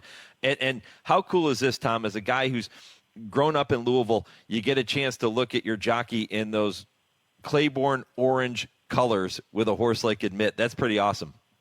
No, that's just a dream come true. Just to look at the history that goes with Claiborne, the guys that have won stakes races for them, and just to be able to kind of throw your name on that list, even though you might be at the bottom of it, you're still on the list, and that's just a dream come true for me. She, of course, a homebred for Claiborne by their stallion Blame out of a Warfront mare. I mean, this is Claiborne through and through. After her first start in September of last year, where she didn't run well, she has done nothing wrong. She's been right there every single time, including 2 wins. Tell me a little bit more about this filly and how she's come along. It's funny. I had the same conversation with Walker Hancock that I had with Aaron after her first race. I said, we got a race under our belt, and this filly, she's kind of big leggy type filly, and she's just going to need some time. She's probably going to appreciate a little more distance, and that's, they allowed me to be patient with her, and that's exactly what's happened. Once we got her around that second turn, it's like the light switch came on, and it's just, the light's just getting brighter each time with her. Tell me about her last race in the Cincinnati Trophy Stakes. She ends up second behind a filly that she's going to get a rematch with coming up this afternoon, White Rocks from the barn of Arnaud Delacour. Tell me about that effort. I thought that was one of those races that the race itself probably was a little better than what it might look on paper. I mean, that filly was the other filly was on the lead completely by herself. The jock was able to slow him down to a walk, and we were kind of playing catch up the entire trip, and it looked like turning for home there for a split second. We might get by that filly, and unfortunately that slow pace, that other filly had a little something left, but once they passed the wire and galloping out, our filly kind of went blowing past her and galloped out well in front, and I don't know that I'd trade places with anyone else today. I've been real happy with her leading up to this race. She's doing good, and again, she's another one. It just seems like she's just moving forward at the right time of the year. Yeah, that was my next question. What have you seen from her since that last effort that gives you the confidence that she's maybe even better than she was that day? I worked her with an older filly the other day, and I think they were a half and 47 and change, and which is a pretty sharp move for Admit, maybe a little sharper than what we've seen from her in the past. So the idea was to sharpen her up a touch. We'd like to see her a little closer to the pace today. I don't think there's going to be an easy lead to be had in this race. I think I think a couple of these things are probably going to try to go, and we'd like to be tucked in right behind them and hopefully saving some ground and go from there. Well, Tom, maybe you punch your ticket to not just the Kentucky Derby later today, but maybe it's the Kentucky Oaks too. So all the best, my friend. It would be a dream come true. I know that. And good luck with both of those runners. Thank you so much, sir. Thank you for having me. I really appreciate it. Yeah, I appreciate the visit. The always colorful Tom Drury Jr. Boy, somebody who just loves the game, right? And you can hear it in his voice. The enthusiasm is contagious. And here he is with California Burrito and Admit. And both of those horses, major players in each of those races. The Bourbonette Oaks, Admit, certainly looks like she fits in there. And in the Jeff Ruby California Burrito, you can easily see this horse getting to the winner's circle in there. And I know he's obviously very fired up about it. He described it as maybe one of the biggest races of his entire career. And he's been around some good ones over the years. He grew up in Louisville, did Tom Drury Jr., and he actually spent some time galloping horses for Frank Brothers. And you want to talk about being around some iconic horses in the day with Frankie Brothers and some of those Claiborne horses. Yeah, and here he is with a Claiborne horse of his own in Admit. Really cool stuff, and my thanks to Tom for being with me here this morning. All the best to him later today at Turfway Park. Again, that's not the only Derby prep race on the docket today. I told you earlier about the Louisiana Derby. You heard some conversation about that in the first hour of the program. Going to talk more about that in the next segment, our Kentucky-bred conversation, when Ethan West talks about Chunk of Gold, his entrant in today's Louisiana Derby. And Ethan, based in Kentucky at Turfway Park, so that's why I chose Ethan for this week's Kentucky-bred conversation. I think you're really going to enjoy that. Quick update on the impossible trivia question. If you missed it in the beginning of the show, here it is. What 21-year-old stallion was imported to Virginia in 1798, siring so many children that he is now considered the father of American thoroughbreds? That's the impossible trivia question. We'll pass along the answer at the end of the show, right around 10:55 Eastern. So stay tuned for the answer. I hope you get it. It's not an easy one here this morning, as the name would indicate, the impossible trivia question. All right, when I come back, it's time for this week's Kentucky-bred conversation. We'll talk more Louisiana Derby with trainer Ethan West. This is the Equine Forum, presented by TwinSpires on HRRN. Race to TwinSpires, where you can unlock a $25 risk-free bet. Just use the code HRRN25 when you sign up. And if your first bet doesn't win, TwinSpires will refund your account up to $25. Wagering on the app is fast with free past performances, insider picks, and power plays every day you wager. TwinSpires. Download the app today to earn your $25 risk-free bet. Void where prohibited. For terms and conditions, visit TwinSpires.com. Must be 18 or older, 21 and older where applicable. For help with a gambling problem, call 1-800-GAMBLER.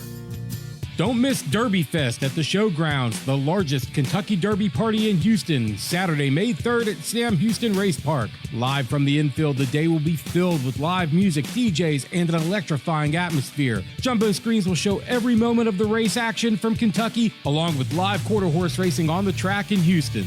Tickets start at just $35 with all-inclusive VIP tickets at $175. Derby Fest at the Showgrounds, only at Sam Houston Race Park. Visit shrp.com for details. It's time now to shine the spotlight on the Darley Taking the Reins Performer of the Week. 119 is next. The colt is by Maxfield. Thrown down, 1 million, 1 million, 1 million, to ham. Hit it back, 1 million, thank you. 721 is next. Filly from the first crop of the dual Grade 1 stakes winner, Maxfield. He's a millionaire. 1,250,000. Best of luck, thank you. Pips 119 and 721, bringing final bids of more than $1 million at last week's OBS 2-year-old and training sale. What do those horses have in common? They're both by Darley Stallion Maxfield, making them your Darley Taking the Reins Performers of the Week. Darley Stallion Maxfield. He is now up to 4 7-figure sales horses from his first crop, with 2 yearlings selling at Keeneland September last year and OBS this month. Call today to book your mare for 2025 and learn more about all the Darley Stallions by visiting DarleyAmerica.com. You're listening to the Equine Forum on HRRN, presented by TwinSpires. They straighten for home past the quarter pole. It's Magnitude. 3/4 in 1 minute 10.95 seconds. Magnitude coming down toward the final furlong. Holds a 3-4 length lead on Built. Then American Promise into third. Chunk of Gold is in fourth. East Avenue is well defeated here at the fairgrounds today by Magnitude, who just keeps on rolling for Ben Curtis home. It's Magnitude. Magnitude at 43-1. Wire to wire the Resistar. Second close, Chunk of Gold with Built. And then Massimo and American Promise. Well, if the Kentucky Derby were run today, trainer Ethan West and Chunk of Gold would be in, thanks to that runner-up effort in the Risen Star 5 weeks ago. But West, who is based year-round at Turfway Park, knows that he will likely need more than his current 25 points to secure a spot in the starting gate on the first Saturday in May, and he's hoping his talented Kentucky-bred son, a preservationist, can make that happen in this afternoon's Louisiana Derby. Ethan joined me for a full hour on yesterday's Trainer Talk show, and this morning I want to bring you a portion of that discussion as this week's Kentucky Bred Conversation presented by the Kentucky Thoroughbred Development and Breeders Incentive Funds, which, by the way, issued a record $20 million in KTBIF awards this year to breeders of Kentucky-bred horses. And here's what Ethan had to say about his very talented Kentucky bred. How cool does it sound to hear those words punching your ticket to the Run for the Roses? Oh, it's awesome. It's what every trainer wants to do. It's the dream of getting into horse racing is to be able to run in first Saturday in May and, knock on wood, a little bit of racing luck. Hopefully we can get there. Chunk of Gold ran so well last time out in the Louisiana Derby, and you were joking around after the race. You were quoted as saying that it was the greatest second-place finish that you've had in your entire career, and I can believe that, my friend. Oh, yeah, absolutely. It was, it was exciting. Just to get any Derby points is hard enough, and, let alone 25 of them, and he ran into a little bit of trouble there, so it kind of gives us some optimism going this next race. We can pick up a few more. Yeah, 25 may or may not be enough to get Chunk of Gold into the field. Sometimes it works out that way. Sometimes you need a little more. You'd love to pad that total coming up on Saturday afternoon. And the nice part is now, even if he doesn't win, if he runs a good second, if he runs a good third, you probably have enough points to get into the Kentucky Derby, and that's got to be music to your ears. Oh, absolutely. People have kind of told me that 40 points is generally safe enough to get us in. So we're hoping, if we can get fourth or better, then that's awesome. Well, he's a really nice horse. Tell me more about Chunk of Gold and why you think he fits with this Louisiana Derby field. I like the added distance for him. I don't think distance is going to be an issue for him with his late running style. He seems to, every race he's run in so far, he's always running hard late. He hasn't gotten tired. He's always galloped out well. This long stretch here is another benefit to him. And I also think that, galloping him on the dirt and the synthetic, I think he much prefers the dirt. And it seems like he's gotten a little bigger from his last race to this race. He's packed on a few pounds, matured a little bit mentally. So everything's going right for him right now. Yeah, he's moving in the right direction for sure. Were you at all surprised with the way that he handled the dirt in his first try in the Risen Star? Yes and no, because it's the kickback on the dirt's a lot different than the synthetic. Obviously, it's sticking to you. It's not just hitting you and bouncing off. Traveling wise, I thought he got across the dirt a lot better the few days we were here before the race. His actions were a lot more fluent, and he seemed to handle it much better than he did the synthetic. And, I'd only galloped the horse on synthetic since I had him, so I didn't really have a judge of what he would take to anything else. So, and once I got him on the dirt, I was like, oh, wow, this horse, he's got a pretty good shot here. I don't think the surface change is going to be the question. It's going to be the talent level. Were you a believer in him from the very beginning? When we first got him, he was coming off a little bit of a break, and we got him working and stuff, and he was doing everything right. We worked him one time out of the gate, and he worked pretty impressively. And we worked him with another nice filly we had, and I thought that, she would make him work a little bit harder than what she did. And that work kind of was like, okay, well, maybe he is something pretty special. and I never thought he'd be able to sprint. And, that first race, he handled that extremely well. So and once we got him to the 2 turns, we thought that's really what he was going to prefer. You had options, too, when you came up to the Risen Star. That was on February 15th. You could have stayed at Turfway, ran on the synthetic and the Battaglia Memorial, but you said, "No, what? I'm gonna take a shot with the Risen Star." What led to that decision? Yeah, the owner, Terry Stevens, he was on board with it as well, and the dirt and the added distance and the long stretch were all positives of coming down. After the Risen Star, before we were hoping he handled the ship well and everything, and it didn't knock too much out of him. And then once we realized that, we're like, oh, well, let's try it again here in 5 weeks. We can go back down there and, take another swing at it. Would this be the ultimate rags to riches story in this year's Kentucky Derby if you could find a way to get in and have an impact? Oh, I mean, I would have to think so. The Cole Battle story is pretty cool, too, for Mr. Briley. I don't know him personally, but been following the horse. I'm being one of the smaller guys, that's who I always root for. Yeah, you have to cheer for people like that. And I guess what I was referring to is you look at Chunk of Gold, sold for $2,500, and that doesn't happen very often. And that occurred, by the way, at a Fasig-Tipton sale. This show sponsored by Fasig. I know they would love to see this horse jump up and run a big race. Oh, I'm sure. I can't take credit for purchasing the horse or finding the horse in the sale. I didn't have anything to do with it. But kudos to the guys that did. He's panned out real well for him. Do you let your mind, do you let it go, Ethan, to the first Saturday in May and think about what that moment could be like if indeed you do get there and you walk your horse over and you saddle him, 150,000 plus people there? Do you let yourself think that far ahead, or is it one race at a time? I try not to, but it definitely wanders that way. It's hard not to. Yeah, I was going to say, how do you not let it happen, right? Yeah, exactly. It's just one day at a time, and trying not to put the cart in front of the horse here. We got to get through this, and then we've got 6 weeks to the big one if we do happen to get enough points. So, right now the focus is on Saturday. Have you been to the Derby as a fan? I have, a few of them. What was the first one? 2013. I was on the backside. I want to say 2013 when Orb won. That was my first Derby.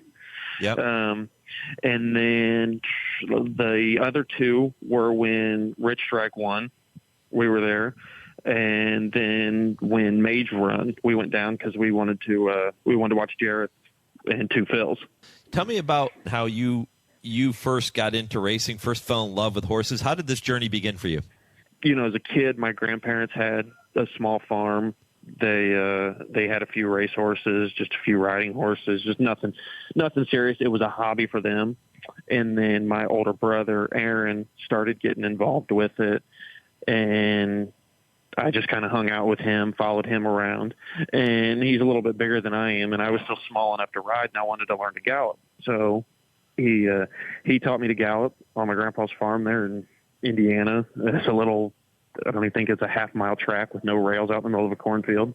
Learned to ride on 2-year-olds.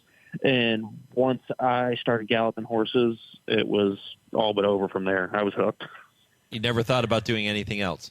No, absolutely not. I mean, in high school, when I got into high school, my mind was focused on golf. And then my freshman year in high school, I started galloping horses, and I was like, well, that's it from here.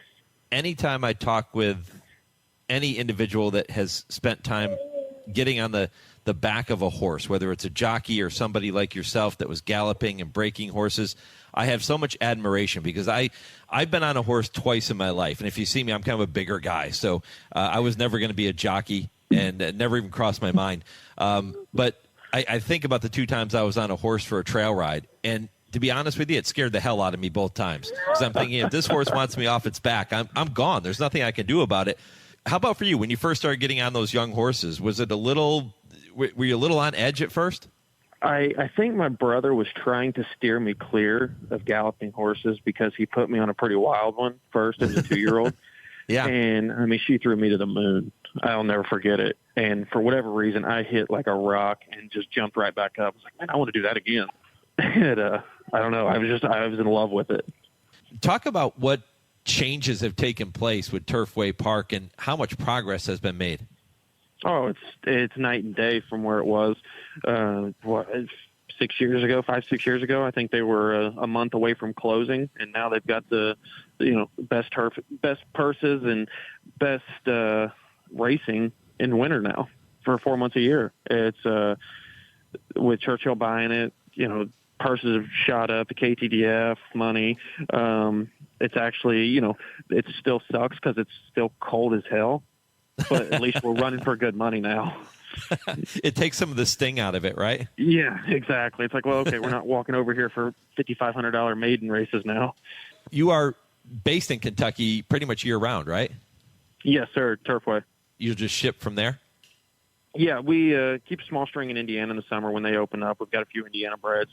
But it's nice because, we're an hour from Keeneland. We're an hour and a half from Churchill, hour and a half from Indiana. We're pretty centrally located to where it's not too far to get anywhere. It's, I think Colonial's probably our farthest regular ship when we run out there. It's about 9 hours, but it's definitely doable.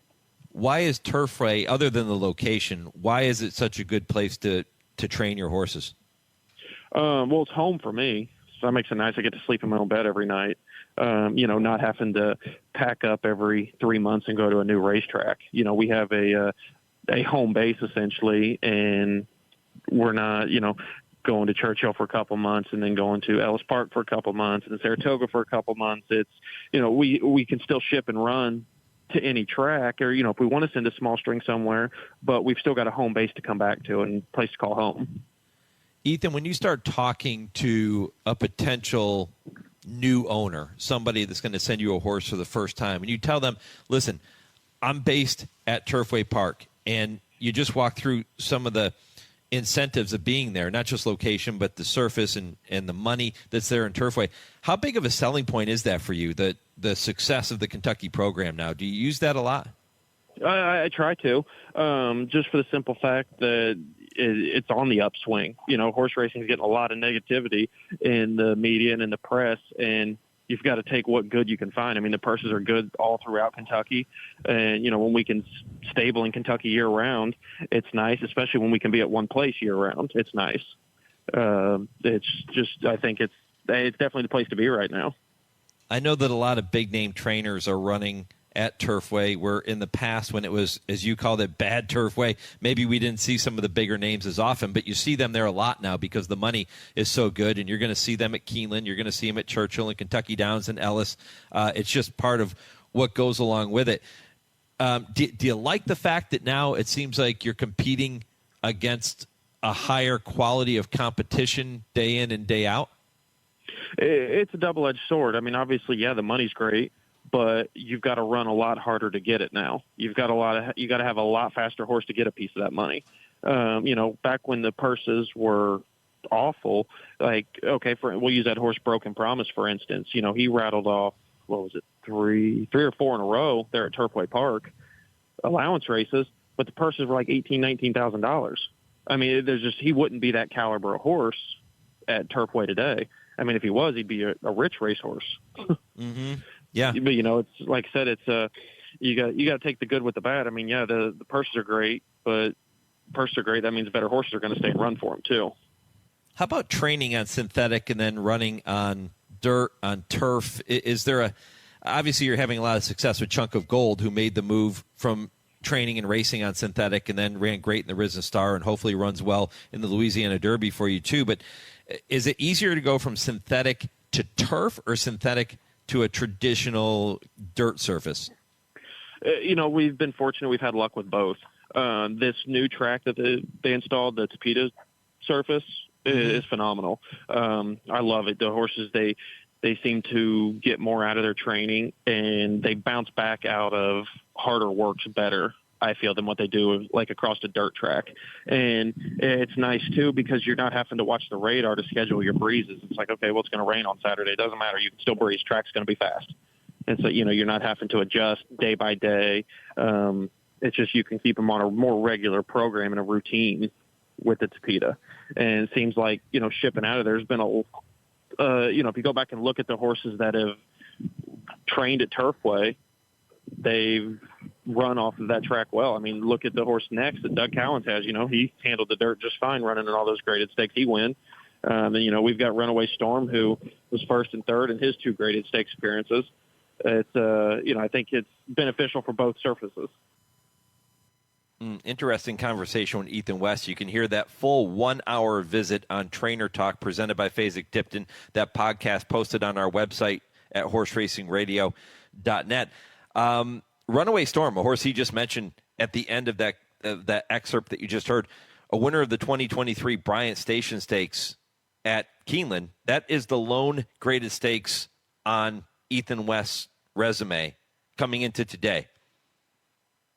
A win in the Louisiana Derby by Chunk of Gold would be massive, not just because of the fact that it would qualify him for the Kentucky Derby, but because of what it might do to Ethan's career.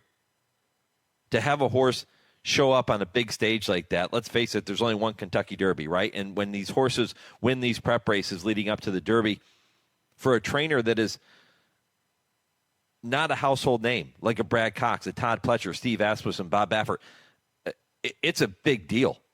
This catapults you into the spotlight when, as D. Wayne Lucas likes to say, the whole world is watching. At least the whole industry watching a race like the Louisiana Derby today. So good luck to Ethan and Chunk of Gold. Runaway Storm, we'll get a chance to hear more from Runaway Storm down the road, but that was a really interesting take. Some of the things he had to say about Turfway and the incentives and the money that is available is really, really cool. My thanks to Ethan for taking time to do that conversation with, or to join me for that show yesterday and this morning. That is your Kentucky bred conversation. We'll be back with another one next weekend as well. First implemented in 2005, the KTBIF has provided more than $250 million to breeders of Kentucky breds winning eligible races worldwide. In 2024, Kentucky breds won 72% of graded stakes races in the U.S., including the 3 legs of the Triple Crown with 3 different horses, and they captured 10 Eclipse Awards, led by Horse of the Year and champion 3-year-old filly Torpedo Anna, and were named co-Longines World's Best Racehorses with City of Troy and Laurel River. With an average field size of 8.9 horses, all sources wagering on Kentucky racing has grown the past 4 years, and we do not plan on slowing down. Kentucky breds, breed them, raise them, race them. We all win. For more information on racing and breeding in Kentucky, visit KentuckyBreds.com. When I come back, we shift gears. I'll talk about the big card taking place at Sam Houston later today. 7 stakes races on that program. I'll be joined by track announcer Nick Tamero when I come back. This is the Equine Forum presented by TwinSpires on HRRN, Horse Racing's voice. Race the TwinSpires, where you can unlock a $25 risk-free bet. Just use the code HRRN25 when you sign up. And if your first bet doesn't win, TwinSpires will refund your account up to $25. Wagering on the app is fast with free past performances, insider picks, and power plays every day you wager. TwinSpires. Download the app today to earn your $25 risk-free bet. Void where prohibited. For terms and conditions, visit TwinSpires.com. Must be 18 or older, 21 and older where applicable. For help with a gambling problem, call 1-800-GAMBLER. Experience the Keeneland Florida Derby at Gulfstream Park on Saturday, March 29th, as world-class thoroughbreds compete on the road to the Triple Crown, right here in Allendale. For reservations, tickets, and more, head to GulfstreamPark.com. Tom Ryan, managing partner of SF Bloodstock, told TDN graded stakes are the true measure of excellence. 1 week after winning the Santa Anita Handicap with Locked, the San Felipe with Journalism, and the Here Comes the Bride with Vixen, Eclipse Thoroughbred Partners celebrated yet another graded stakes victory. Air Force Red, a gem of consistency, is up to take the lead. Nice performance from Air Force Red to win the San Simeon. 13 seasons of honoring tradition, inspiring innovation, and making history. Eclipse Thoroughbred Partners. Visit EclipseTBPartners.com. All the action, all the biggest players, all in one place. Follow the action from the racetrack to the sales ring at Keeneland on closing day of the spring meet. Right place, right time, right here. Make your move at the April Selected Horses of Racing Age sale. Friday, April 25th at Keeneland. Learn more at april.keeneland.com. When it's time to paint the fences and barns, think Farm Paint. At Farm Paint, you get the industry's best coatings and paints factory direct at low, low prices. Farm Paint is your source for quality paints, roof coatings, dustless arena footings, and more. You can purchase online or drop into a Farm Paint store near you with locations in heart of bluegrass country at 700 Phillips Lane in Lexington, Kentucky, Columbus, Ohio, and Sandusky, Ohio. Buy factory direct and save at farmpaint.com. That's farmpaint.com.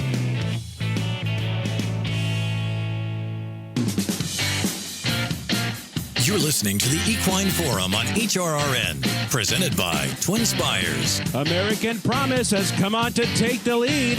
Is wide on the track, but is in front by a length as they head for the quarter pole. Getaway car, Irad has opened up the throttle, but he's back into second as they come to the top of the stretch. Render Judgment Racing third and Rapture is fourth. They're off the turn in the Virginia Derby. American Promise clear by 3 as they head for the final furlong. American Promise trying to pull the upset. Getaway car has given way. Render Judgment, Omaha, the Virginia bred coming down the center. But American Promise has a 5-length lead, 100 yards to hold it. Now it's 6, and now it's 7. The Virginia Derby to American Promise. Travis Stone with the call of last weekend's Virginia Derby. American Promise getting the victory there for the coach, Dwayne Lucas, who, if American Promise does make it to the starting gate on the first Saturday in May, and by the way, he could have another runner in the starting gate after today's Louisiana Derby, but if indeed American Promise were to make it, it would be Dwayne Lucas's 51st Kentucky Derby starter. Think about that. 51 starters in the Run for the Roses for the Hall of Famer Wayne Lucas. 89 years young and continuing to do it at a very, very high level, and congratulations to him. One of the things I'm going to bring up with Dale and Tim when they join me at 10:30 Eastern for I Ask, They Answer is whether or not we should be looking at American Promise as a contender or a pretender in the Derby picture. And I say that because of the fact that the Virginia Derby was a one-turn, 1 1/8 race. And last week on I Ask, They Answer, we debated whether or not the winner of that race should be considered a legitimate contender because of that fact. And one thing that was brought up, which I think is legit, was the fact that you have to look at what the winner of the race, in this case American Promise, had done in previous two-turn races, how they had handled that. Because if they had handled it just fine prior to the Virginia Derby, then okay. Then this is just another really nice performance and a big win that catapults them into the starting gate on the first Saturday in May. So something to keep in mind there. And again, I'll ask Dale and Tim now, after we know the result, is American Promise a contender or a pretender? We're also going to spend some time talking about the business side of things and the development that took place this week with House Bill 105, which is the decoupling bill, the bill that proposes decoupling of the casino and racetrack racing products at Gulfstream and Tampa Bay Downs. That passed through the House Commerce Committee on Monday. And I know that the bill does include a few amendments in an attempt to make it a little more palatable for the Florida thoroughbred industry. But I'm going to ask Dale and Tim, and Dale's right there on the front lines down in Florida, what does the latest setback mean for Florida racing? Or is it a setback that this has now passed through the House? Still has to go through the Senate, and there's still a long way to go. Horsemen will continue to fight it. The Strawneck Group will continue to push it. One thing I'm going to bring up with them, too, is there any possibility that somewhere along the way there's a middle ground, a compromise, something that works for both sides? Should be interesting to hear their take. And again, that comes up 10:30 Eastern. Nick Tamero, the announcer at Sam Houston, set to join us momentarily. We are efforting Nick and looking forward to hearing from him as there are 7 stakes races on that program later today. Really, really good card. And I believe 12 races total. So if you're going to be in the area in South Texas and you want to spend the day enjoying some really good racing and a really good card, stop by Sam Houston. You won't be disappointed. You won't be disappointed in New Orleans either. And one of the storylines, I've spent a lot of time this morning talking about the Louisiana Derby, but one of the storylines that I haven't touched on yet, and really I don't know if it's getting as much play as it probably should, is the fact that last year's 3-year-old champion, the Breeders' Cup Classic winner, Sierra Leone, is making his 4-year-old debut on the undercard, the Grade 2 New Orleans Classic. And he is the 7-5 morning line favorite. Do you think Sierra Leone finds himself back in the winner's circle later today? It would be just the second time in his career that he's been able to pair up back-to-back victories. And you remember the talk going into the Breeders' Cup last year and throughout much of the season was, okay, when this horse figures it out, he's going to be really dangerous.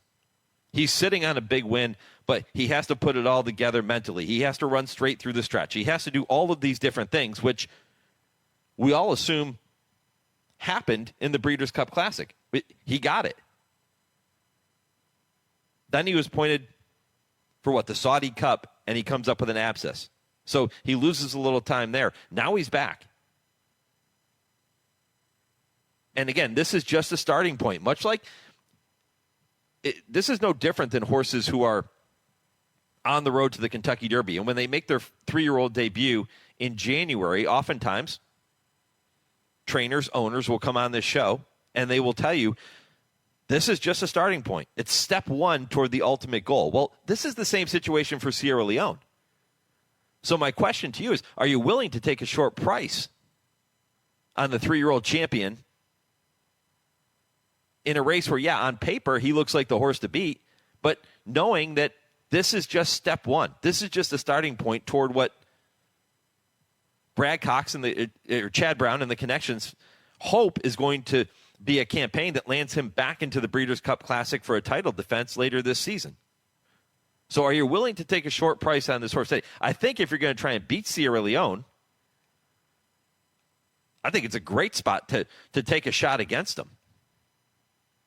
First of all, you're not going to make any money if he wins, right? You've got a horse in there from the Steve Asmussen barn called Hall of Fame, who comes out of his win in the Grade 3 Mine Shaft on February 15th. 3 for 5 at the fairgrounds. Nothing wrong with him. He's legit. And then if you're looking for a hometown hero, how about Touch Upon a Star? For owner Jake Delhomme, his brother Jeff, the trainer, Touch Upon a Star, the Louisiana bred, has won 14 of 20 starts. He's run 6 times at the fairgrounds, 4 wins, 2 seconds. And he was runner-up in this race a year ago. He's got early speed. If he gets loose on the lead, who knows? Maybe Touch Upon a Star delivers a performance to remember later today. $1.1 million in the bank for Touch Upon a Star. This is a great story. He's a really cool horse. 6-year-old gelding. Tim Thornton back aboard again. Knows this horse as good as anybody. You could take worse stabs, I'll tell you that. And again, if you're not a believer that Sierra Leone has got this whole thing figured out now, and that he's just going to kind of roll right through here in 2025, and if you're not a believer that he's fully cranked for his return race, which again, just step one along this road to what he hopes will find him in the Breeders' Cup again, then why not take a shot and try to find a price in that race later today? And what we're seeing now from these 3-year-olds turning 4, horses like Locked and Mindframe, we're still waiting for Fierceness to see him. I think this older horse division is going to be really fun this year.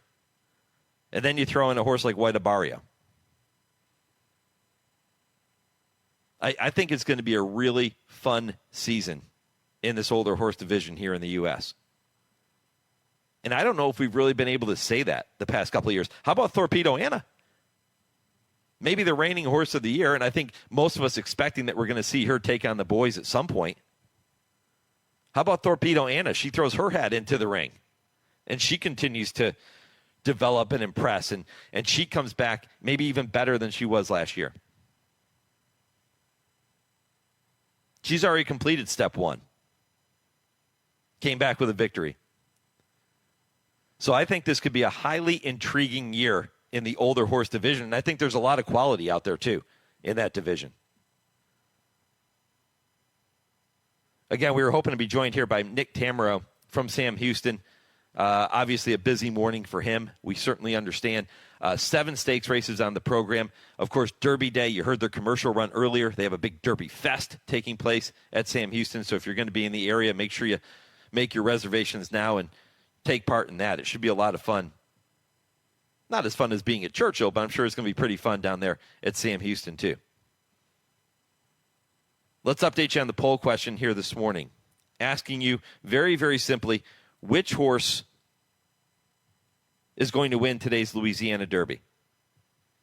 Giving you John Hancock, Built, Caldera, or someone else. And if you think it's someone else, let me know which other horse you think is going to win that race today. So far, 36% of you saying it's going to be John Hancock, but a couple of people weighing in saying, don't know, maybe Tistastic, the horse to beat in that race later today. He's certainly a contender, no doubt about it. I think it's a pretty wide open race. Well-balanced field. And it's part of the Bayou Bluegrass 5 wager, which you can play at TwinSpires.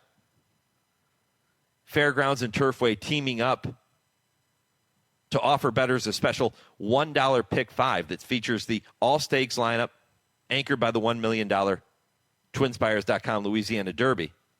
And, of course, the Jeff Ruby Stakes at Turfway Park. That's a pretty cool bet. And, again, head out over to TwinSpires and put your wager in there. Joe emails the show and says, I don't think Caldera is getting enough respect in today's Louisiana Derby. He says, I have to pick against John Hancock and go with Caldera. As much as he likes John Hancock, he's going to look for a little value in there. Rick emails the show and says, Tistastic switches to Rosario, horrible post in the Rebel. Clocker reports Tistastic has trained fantastic since being shipped to the fairgrounds. So Rick will take Tistastic as his top pick in there. You can keep those responses coming at HRRN on X. Horse Racing Radio Network is our Facebook page if you want to weigh in there. And if you don't do social media, do what everybody else is doing this morning. Rick, Joe, Tom. Just email the show, mike@horseracingradio.net, and I'll pass along the results later in the show. Also, the result of our impossible trivia question still to come at 10:55 Eastern. Hour 3 loaded with more content. That's coming your way shortly. I'll tell you more about that and take a look at a few dates in racing history when I return. This is the Equine Forum on the Horse Racing Radio Network. The National HBPA is continuously working to protect the health and welfare of horses by advocating and funding research to help reduce equine injuries, lobbying for a national testing lab to oversee and establish absolute uniform laboratory protocols, advocating for every track to undergo an annual independent surface assessment, passionately supporting off-the-track thoroughbred retirement facilities and adoption groups, and so much more. See additional HBPA initiatives at nationalhbpa.com. On the battlefield, there's a saying America's military men and women live by. Never leave a fallen warrior behind, ever. Off the battlefield, Wounded Warrior Project operates with the same goal. We leave no warrior behind. Wounded Warrior Project is a non-profit organization created to help our men and women returning home with the scars of war. Whether those scars are physical or mental, we're here to make sure that they heal. And whether it's helping those with post-traumatic stress disorder live a normal life again, or giving much-needed support to injured warriors in veterans' hospitals. Because no one deserves our help more than the men and women who risk their lives to keep us safe. Wounded Warrior Project. We never leave a fallen warrior behind. Ever. Learn more about what we do at woundedwarriorproject.org. In honor of all those we've lost to cancer and those still fighting and thriving, like basketball analyst and cancer champion Dick Vitale. I want to beat cancer. I'm going to beat it. That's no doubt in my mind. I'm going to win this battle. Defeating cancer will take all of us. Join our team to help fund game-changing research that saves lives. At the V Foundation, V is for victory over cancer. V is for victory over the odds. V is for victory over health disparities, victory over setbacks, victory over the unknown. V is for victory over giving up. Don't give up. Don't ever give up. Donate to the V Foundation to join our team and help save lives. Cancer can take away all my physical abilities. It cannot touch my mind, it cannot touch my heart, and it cannot touch my soul. 100% of donations fund game-changing cancer research. Donate now to the V Foundation at v.org. Check out the all-new horseracingradio.net. All the same great horse racing radio content in a new, easy-to-use design. Listen to all of our shows streaming live or access the replays anytime. See our schedule, sign up for our newsletter, download our latest podcasts, and so much more. It's all on our website at horseracingradio.net. That's horseracingradio.net. You're listening to the Equine Forum on HRRN, presented by TwinSpires. Well, many of you planning to be in Lexington for the upcoming Keeneland meet won't be long. Happy spring, by the way. If you're going to be in Lexington for the meet or for any other reason, visiting a stud farm, whatever the case might be, then make sure you make your reservations now for Tony's of Lexington. If you want to have an incredible meal in a great atmosphere when you're there, you will not do better than Tony's of Lexington. I've been talking about them on this program for many, many years. And I approached Tony. I still remember this. The first time I went in there, I was sitting at the bar, and Tony came by, and I was introduced to Tony, and he asked what steak was in front of me. It was called the Sir Barton, and it was incredible. It's a massive New York strip, awesome steak. But we got talking, and I liked it so much. It was the greatest steak that I have ever had, and still to this day, in all of our travels, it is still the best steak I've ever had. And I approached Tony and I said, hey, I would love to talk about Tony's of Lexington on my radio show. And it's been a relationship that has been ongoing for many years, and I couldn't be happier, and they couldn't be happier to see all the folks that come in there, all the horse people that listen to the show. When you go in, tell them you heard it here on the program. Tell them that the Baron told you to come in, and I highly recommend the Sir Barton. You won't be disappointed with that steak. It's a serious steak. But it's all at Tony's of Lexington. Make your reservations now. They're on Main Street right behind Rupp Arena. Time for a couple dates in racing history as they apply to this particular weekend. And tomorrow, March 23rd, 1927 is when future Triple Crown winner Gallant Fox was foaled at Claiborne Farm in Paris, Kentucky. This is actually a pretty big weekend for Claiborne because Monday, there are several dates on Monday that are significant. Monday, March 24th, 1932, Omaha, the only Triple Crown winner to be sired by another Triple Crown winner. The aforementioned Gallant Fox was foaled at Claiborne Farm in Paris, Kentucky. Monday's also the day that future Triple Crown winner Count Fleet was foaled at Stoner Creek Stud in Paris. And I thought this one was interesting. March 24th, 1851, California's first organized race for thoroughbreds took place at the Pioneer Course in San Francisco. The city's residents added a purse of $250 to the sweepstakes, which was set at $15 each for the three competitors. The race was won by a horse named Boston. And one more for you. Monday, March 24th, 1941, the anniversary of Upset, the only horse ever to defeat the great man of war. He passed away at the age of 24, March 24th, 1941. Those are dates in racing history as they apply to this particular weekend. Well, if you missed any portion of the first couple hours of the program, you've missed a lot. You missed my interview with Joe Sharp, who is going to be the leading trainer for the very first time at the fairgrounds, holding off Brad Cox, a four-time leading trainer there in New Orleans. Tom Reynolds of Eclipse Thoroughbred Partners talked about Louisiana Derby contender Built, and he talked about his relationship with Aaron Wellman and why owning racehorses has been so good for him. He's had a lot of success. And if you're thinking about getting into racehorse ownership, I highly recommend going back and checking out that interview on the podcast of this show, which will be available after 11 a.m. Eastern. Tom Drury Jr. was with me at 9 o'clock Eastern. Got a chance to talk to him about California Burrito and today's Jeff Ruby. Ethan West with our Kentucky bred conversation talking about Chunk of Gold in Louisiana Derby. All of that was in the first 2 hours, and plenty more to come in hour number 3, including Vance Hanson with this week's TwinSpires Triple Play. If your local station is leaving us at this time, continue listening to the third hour of the show nationwide on Sirius 162 XM 207 in the Louisville, Kentucky market on ESPN 680, or stream us at horseracingradio.net. Hour 3 of the Equine Forum is straight ahead right after I pause 10 seconds for station identification. This is the Horse Racing Radio Network, where racing comes to talk.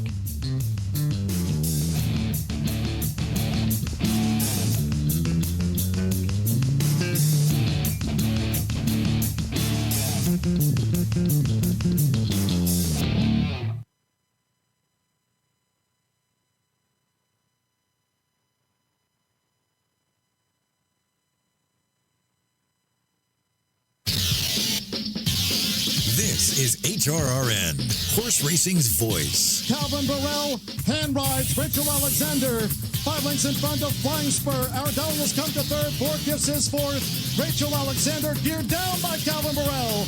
Rachel Alexandra with a win of quality and class in the Fairgrounds Oaks in 143-2. Victory for Vets has split horses and is gaining ground down the grandstand side. Victory for Vets is targeting Strong Promise, and Mischievous Emma now grabs the lead at the mid-stretch marker. Victory for Vets is rolling clear and is going to do it by 4 on the wire. David Cabrera and Victory for Vets win the TTA Derby. Welcome to the Equine Forum, presented by TwinSpires. Pony up to the outside, Blended Citizen to the inside, down to the wire, a photo finish that goes to Blended Citizen, who's one step closer to a Saturday date in Louisville, as Blended Citizen rides the rail to victory in the 47th running of the Jeff Ruby Stakes.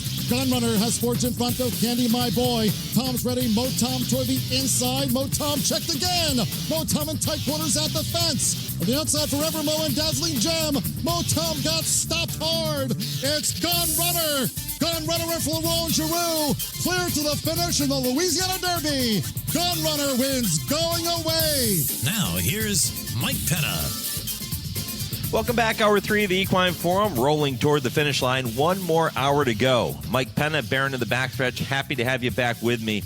If you missed any portion of the first 2 hours of the show, head back to the website, horseracingradio.net, to check out the podcast, and you can do that, too, on every podcast platform. So wherever you access your podcast, type in Horse Racing Radio Network and follow along with this show and all the shows we bring your way every week throughout the entire year. Hour 3 begins momentarily with the TwinSpires Triple Play. Vance Hanson will join me to give you 3 races you can keep an eye on. Spoiler alert, all 3 coming from the fairgrounds on what is a massive afternoon of racing in New Orleans. Kurt Becker, Stroll Through Racing History at 10:20. Great story about the late Roses and May, who left us recently. Really, really cool story there. I think you're going to enjoy it. And then at 10:30 Eastern, I Ask, They Answer with Dale Romans and Tim Wilkin. And I'll get a chance to ask them some of the hottest topics in the sport today. And, by the way, I'm going to talk to them about a couple of questions that you submitted. Each week you can submit your questions for Dale and Tim. Just send them to Mike at horseracingradio.net or post them on our social media pages. We will get them worked in for you. All right, as I mentioned, Hour 3 begins, as it does every week, with the TwinSpires Triple Play. Vance, good morning, my friend. Good morning, Mike. Glad to be with you again. Yeah, excited to talk a little racing with you. And I mentioned that huge Louisiana Derby Day card. The races you've selected today have a little something for everyone. And the thing that I like most about them, there's a pair of turf races, and then we're going to talk about the Louisiana Derby as the final leg of the Triple Play. Each of those races offering full fields and, in my opinion, kind of a wide open scenario when it comes to betting those. Yeah, absolutely. And that's in contrast to some of the other races on the Fairgrounds card, because, Sierra Leone's going to be very tough to beat in the New Orleans Classic. Spirit of St. Louis is going to take some money in the Munoz, and Good Cheer, of course, is going to be a prohibitive favorite in the Fairgrounds Oaks. So these 3 races kind of stood out to me as a place where you can probably find some good value in. All right, well, let's begin with that fourth race. It is a full field on the turf, and Vance, a 3-1 morning line favorite. So you talk about some potential big numbers from a betting perspective. I think you might have it here in the fourth race at the fairgrounds. Yeah, I kind of zoned in on number 2, Legree, for trainer Al Stahl. This horse ran pretty well over the grass course at fairgrounds at the last meet. He broke his maiden by 6 lengths over it, and then hasn't had very much opportunity to run on the grass again. He's only made 1 turf start since then, and that was a comeback effort in late November, returning from about a 7-month layoff. So that looked like a race to me that he needed off the bench. And then he started twice more at fairgrounds this winter. Both races came off the turf, and in both instances, he was showing speed in those races. And this horse, based on past performance, is the kind who pretty much does better running from off the pace or from a stalking position. So I like the fact that Stahl is taking the blinkers off for this race. Probably is going to be a little bit more relaxed. Hopefully will set off the pace a little bit more and then probably produce a decent run at the end. Mile and 16th on the turf at the fairgrounds. Do you like horses that come from further back? Traditionally, the fairgrounds turf course has played very well and has aided closers traditionally. But, there are certainly some days. It doesn't necessarily have to be on their biggest days like Louisiana Derby Day, but occasionally you'll find a day when the speed carries on the turf course. But yeah, as a general proposition, I do like horses that produce a late kick rather than try and lead throughout. I guess it doesn't hurt that you get a guy like Joel Rosario in the irons aboard your top pick. Not at all, and it looks like Joel and Al Stahl it's a small sample, but, they're like 1 for 1 at the fairgrounds together over the last year or two. So hoping for that streak can continue. All right, number 2, Legrees at 9-2 for Vance Hanson in this week's TwinSpires Triple Play to kick it off in race 4 at the fairgrounds. Vance, how about your second race you selected? That's race number 8. It is one of several stakes races on the program, the Tom Benson Memorial, purse of $150K, another race that's on the turf at 1 mile and 16th. How'd you see that one? Yeah, I'm going back to a filly I mentioned in a previous appearance here, number 3, Way to Be Marie, for Rob Atras. Ran into a buzzsaw last time in Mandadia in the Al Stahl Memorial, but she did run a very effective third there, and that was following a couple of placings in the Pebbles at Aqueduct and the off-the-turf Pago Hop at Fairgrounds. She's not facing Mandadia here, who would be a very heavy favorite here, and joined the dance. The runner-up in the Al Stahl Memorial is not back here either. So the competition gets a little bit lighter in this event. That does mean, however, that she's probably going to be potentially a lukewarm favorite or second choice here. Depends on how much they back the Chad Brown filly on the inside, Fun with Flags. But Way to Be Maria, I think, has the back class and is probably sitting on a pretty good race. And, of course, she loves this turf course at Fairgrounds with 2 wins and a second and third from 4 tries. Probably going to do it in a little different fashion than your top pick in the previous race we just discussed, because Les Gris comes from far back. More than likely, Way to Be Marie has more tactical speed. So we're going to see 2 different scenarios unfold. Absolutely. And, she's I think she does do, you're right, she has won from wire to wire over this turf course before, but she's also performed well from just slightly off the pace. And I'm hoping that Florent Giroux picks the right style that's playing most effective today. If we get somewhere around that 4-1 morning line on her, what other horses do you look to use with her if you're going to play exactas, trifectas, superfectas? Yeah, of course, the Chad Brown filly, she's kind of an unknown quantity. Fun with Flags ran poorly in her only previous start, but that was in the Grade 1 Belmont Oaks last summer, and Brown wasn't training her at the time. He's had close to a year to figure this filly out, and she did have some terrific form in France, however, and was Group 3 place. one interesting thing to note there, all those races were on soft or heavy ground, and her lone race here in America was on firm ground. I'm not quite sure what kind of surface conditions she's going to excel over, and at a likely short price, I'm not willing to bite on that necessarily, but I think she is worth including in exotics. I'd also look at Stir Crazy for Mike Maker, who was dual stakes winner earlier this meet and then just ran a really apathetic race in the Al Stall Memorial. I think she's a better mare than that, and she could easily rebound. Coming back to Chad Brown's filly Fun with Flags for a minute. Vance, you follow international racing closely throughout the year. One question that often comes up when I have people ask me about handicapping and they talk about horses such as this that have only had maybe one start in the States, or maybe they're just coming here for their U.S. debut after competing in Europe, is how do you interpret the quality of the competition they were facing when they were running in France, in England, in Germany, wherever the case might be? How about those races that Fun with Flags was in? Were they solid races?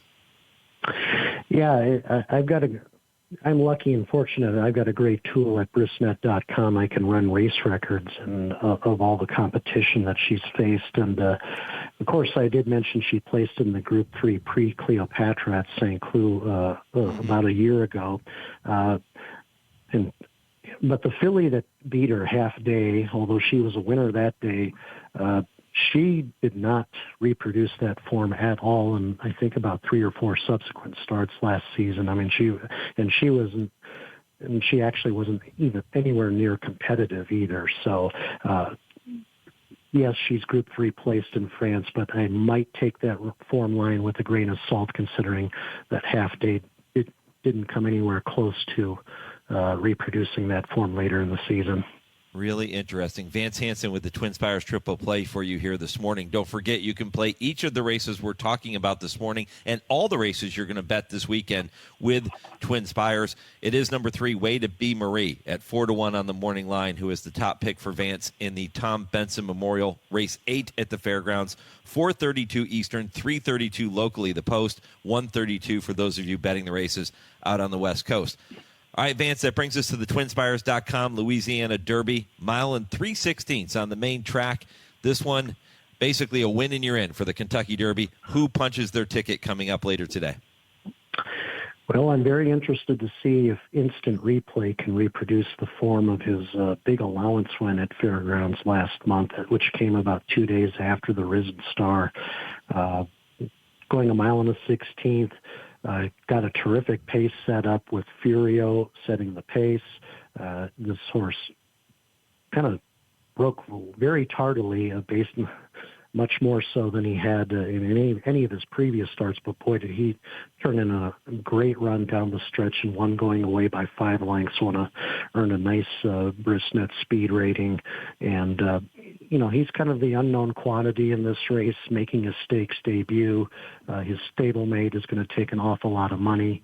But, the pace scenario in this race looks very favorable again for Instant Replay, and he's going to offer a lot more value than John Hancock and some of the other contenders in here. So with Florent Giroux up and Brad Cox, got a great winning combination there, and you'll get a decent price, I think. He seems to be a horse, at least early on in his career, that if he's going to win, he puts in a gigantic performance and just blows the field away. He's done that in both of his career wins, including the last one that you just referenced. And if he's not going to win, he tends to just get out close to the lead and just kind of give it up late. So we're hoping for the Instant Replay that fires back and fires a big effort. Yeah, and, sometimes these young horses, they just take some time to come around. And I know a lot of bettors are probably going to be turned off by the fact that his connections ran him for a 6-figure claiming tag a couple of times early in his career. But as my colleague James Scully pointed out a couple of days ago to me, Gary and Mary West did the exact same thing with Maximum Security, this horse's sire, and things turned out okay in the end with that horse winding up being 3-year-old champion. So hoping Instant Replay can defy some of the lower expectations they may have had for him early in his career and turn in a big effort here. Should get a solid price, too. One other note on Instant Replay. 2 starts back, he goes out and he duels for the lead. I've never seen a comment like this before, Vance. That the chart caller put in the comments, dueled on the rail, first to blink. I've never seen that. I kind of like that. The first one to blink, he was the first one to give it up.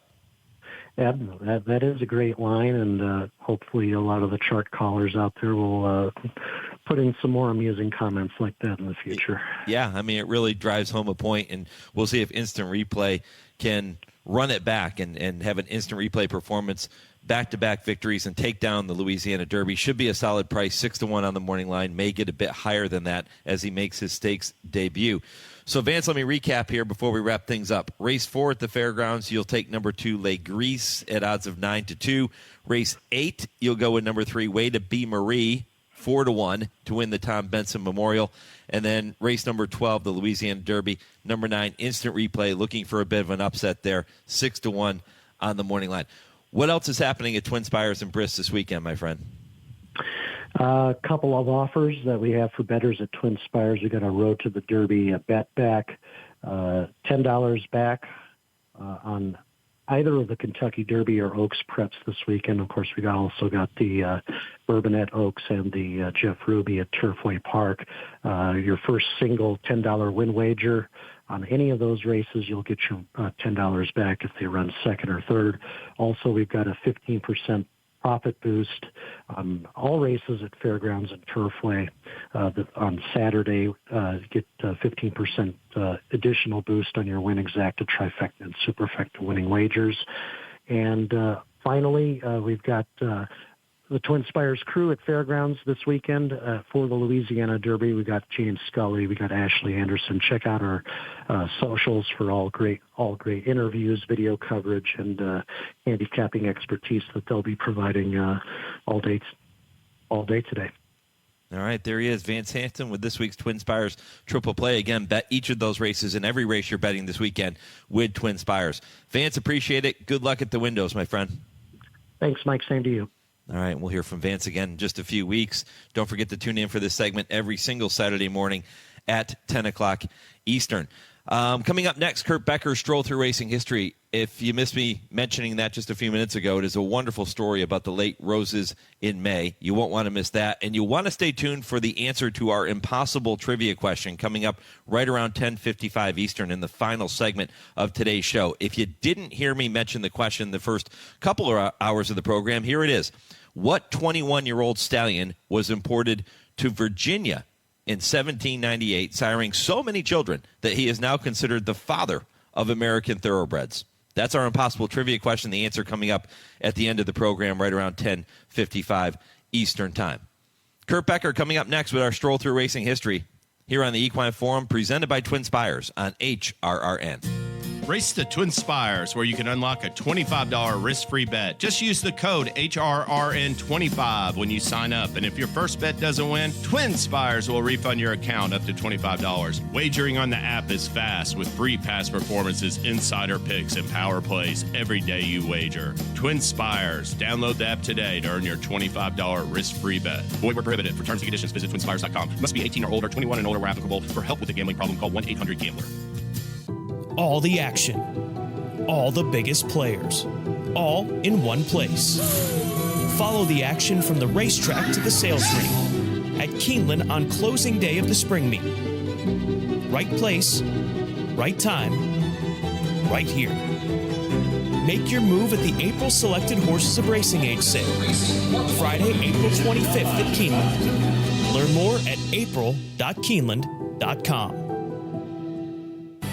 Experience the Keeneland Florida Derby at Gulfstream Park on Saturday, March 29th as world-class thoroughbreds compete on the road to the Triple Crown right here in Allendale. For reservations, tickets, and more, head to GulfstreamPark.com.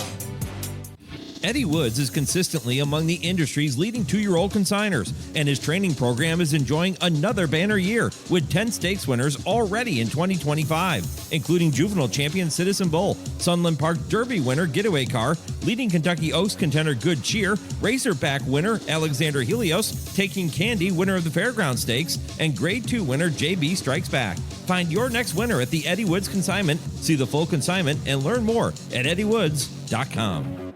You're listening to the Equine Forum on HRRN. Presented by TwinSpires. Hello, I'm Kurt Becker. Thanks for joining me as I take another stroll through racing history presented by Keeneland. He was the first Grade 1 winner for his trainer, a trainer who happens to be a member of the HRRN family. The trainer, Dale Romans, and the horse, Roses in May. Foaled on February 9th, 2000 at breeder Margot Farm in Midway, Kentucky, Roses in May was a dark bay or brown colt by Devil His Due out of Tell a Secret by Speak John. Originally sold at the Keeneland September yearling sale, Roses in May sold again as a 2-year-old in training the following April.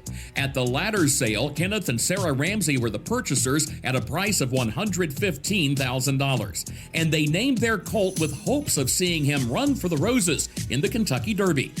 After suffering from tendon problems as a 2-year-old, Roses in May made his debut as a 3-year-old in the spring of 2003. Indeed, he would race on Kentucky Derby Day at Churchill Downs, but not in the Derby itself. Shortly after Funnyside had won the 129th running of the Kentucky Derby, Roses in May took to the Churchill Downs Oval and finished runner-up on debut in a maiden special weight at 7 furlongs. He returned on Memorial Weekend to break his maiden at Churchill around 2 turns as the even money favorite under jockey Pat Day. Roses in May grabbed even more attention in August at Saratoga with a victory in Allowance Company at 1 1/8 miles, drawing clear at the wire by 10.5 lengths. But in his next appearance, which came at Belmont Park, he finished 6th in his first try against Stakes Company in the Grade 2 Jerome. It was later revealed that a tendon strain had returned, which meant Roses in May would be away from the races several months. Returning in April of 2004, Roses in May began his 4-year-old season with a 12-length victory in Allowance Company at Keeneland. In July, he notched his first stakes triumph with a win under Mark Guidry in the Grade 3 Prairie Meadows Cornhusker Handicap. But a much bigger test awaited him in August, namely the Grade 1 Whitney Handicap at Saratoga. Yes, Sir, General Sir looked to be the speed of the race. Romans told jockey Edgar Prado, stay in front of everybody else and don't get trapped behind him. Prado followed instructions to the letter. Dismissed as the 6th betting choice in a field of 9, Roses in May won the 77th running of the Whitney and paid nearly $17 in the process. It also marked the first Grade 1 victory for Romans in what was at the time a 17-year career. 6 weeks later, Roses in May would run his record to a perfect 5 for 5 on the year with a win in the Grade 2 Kentucky Cup Classic. Ridden for the first time by John Velasquez, it marked 5 wins at 5 tracks under 5 jockeys for Roses in May on the 2004 campaign. That string came to an end with a runner-up finish to Ghost Sapper in the Breeders' Cup Classic before another runner-up effort to start 2005 in the Grade 1 Dawn Handicap at Gulfstream Park. And then it was time to head to the Middle East for what would prove to be the final start of Roses in May's career. The date was March 26, 2005. The occasion was the 10th running of the Dubai World Cup for a purse of $6 million. Terry Spargo with the call. Roses in May, the leader, 150 metres out. Choctaw Nation a length and a half away. Roses in May, holding Choctaw Nation and Dynamo. And for Roses in May, it's Gallants in March. Roses in May first. It was the 5th victory in 10 years by an American-based horse in the race, and it was a first win for Romans, Velasquez, and the Ramseys in what was at the time the world's richest horse race. This is the biggest moment I've had in racing so far, Ken Ramsey said. Right now, I feel like I'm king of the mountain. But a few months later, Roses in May sustained another tendon injury, leading to his retirement from racing. His final record was 8 wins in 13 starts to go with $5.4 million in earnings. Sold to Japanese interests, Roses in May stood in Japan for the duration of his stallion career with moderate success. It was announced on March 5, 2025, that he had died at the age of 25. A few days later, Romans took the opportunity to talk about Roses in May as his final point of the week on Equine Forum on HRRN, saying, quote, I just want to say goodbye to Roses in May. That's a horse that truly changed my life. He was a difficult horse. He was hard to train. I learned a lot from him. He took me to places I never thought I would go, to races I never thought I would be in and win. Rest in peace, my friend. Roses in May. End quote. Please join me again next week when I take another stroll through racing history presented by Keeneland. For HRRN, I'm Kurt Becker.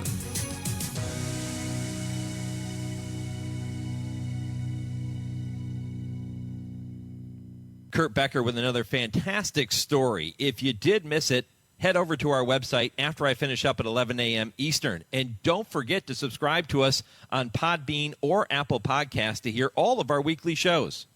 Coming up next, I welcome Dale Romans and Tim Wilkin for this week's edition of I Ask, They Answer. This is the Equine Forum, presented by TwinSpires on HRRN. Race to TwinSpires, where you can unlock a $25 risk-free bet. Just use the code HRRN25 when you sign up. And if your first bet doesn't win, TwinSpires will refund your account up to $25. Wagering on the app is fast with free past performances, insider picks, and power plays every day you wager. TwinSpires. Download the app today to earn your $25 risk-free bet. Void where prohibited. For terms and conditions, visit TwinSpires.com. Must be 18 or older, 21 and older where applicable. For help with a gambling problem, call 1-800-GAMBLER.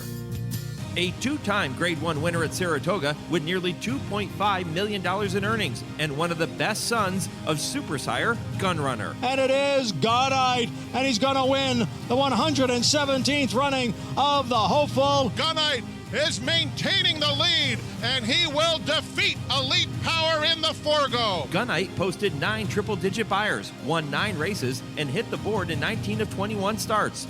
Precocious, fast, durable, and tough. Call the team at Ashford today to book your mare.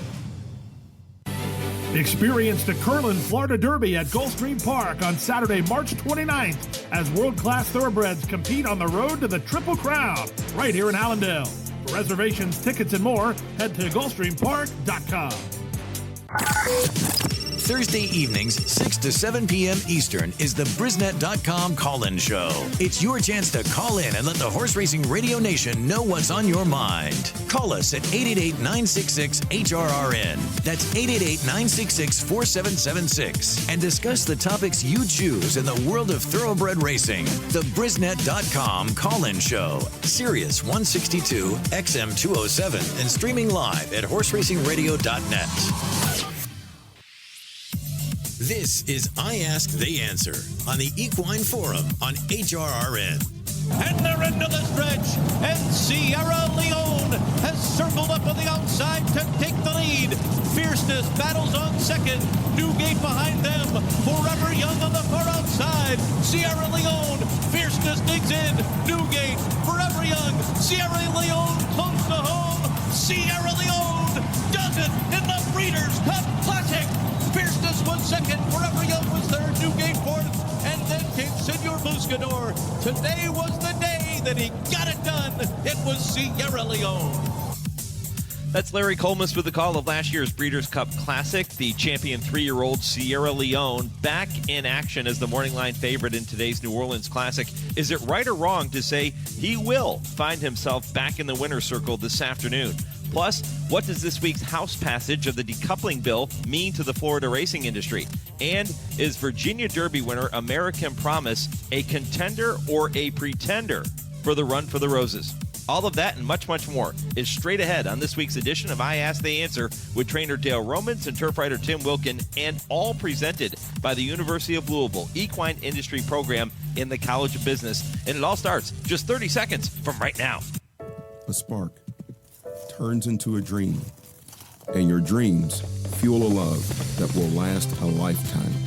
Turn your passion into a career with experienced guidance, a thorough study of equine business, as well as opportunities to get your hands dirty and put your mind to work. Located in the heart of horse country, let your passion fuel your profession at the U of L Equine Industry Program. Apply today. All right, guys, plenty of notable headlines to talk about on this week's show, but we're going to begin on the business side of things with our first topic, where despite strong opposition from Florida horsemen, House Bill 105, which proposes decoupling of the casino and racing products at Gulfstream and Tampa Bay Downs, passed through the House Commerce Committee on Monday. The bill does include a few amendments in an attempt to make it more palatable for the Florida thoroughbred industry. So my question to you is two parts. Dale, I'll come to you first. What does this latest setback mean for Florida racing, and do the amendments go far enough to protect the industry? First of all, I don't think it's a major setback. Everybody kind of knew it was going to pass the House, and most of the focus has been on the Senate, and it didn't show up in the schedule for the Senate next week, which is a good sign. I think that everybody going there and speaking was positive. I know that one committee member, I don't know his name, but he changed his opinion and voted against it, even though it did pass.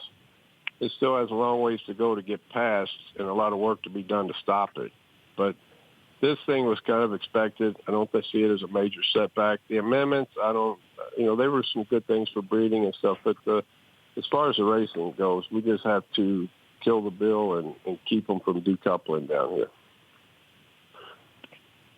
Well, I'm not a politician, obviously, and just from watching from afar, it just seems that, to me, if it goes through, it's going to just really hurt the Florida economy with all the jobs that horse racing brings to the state. And if racing, if they end up having to go lesser days and people start leaving the game and taking their horses and to other states, I mean, isn't it just common sense that it's going to really, really hurt the Florida economy? I don't know if people realize how big a deal horse racing is to the economy down there.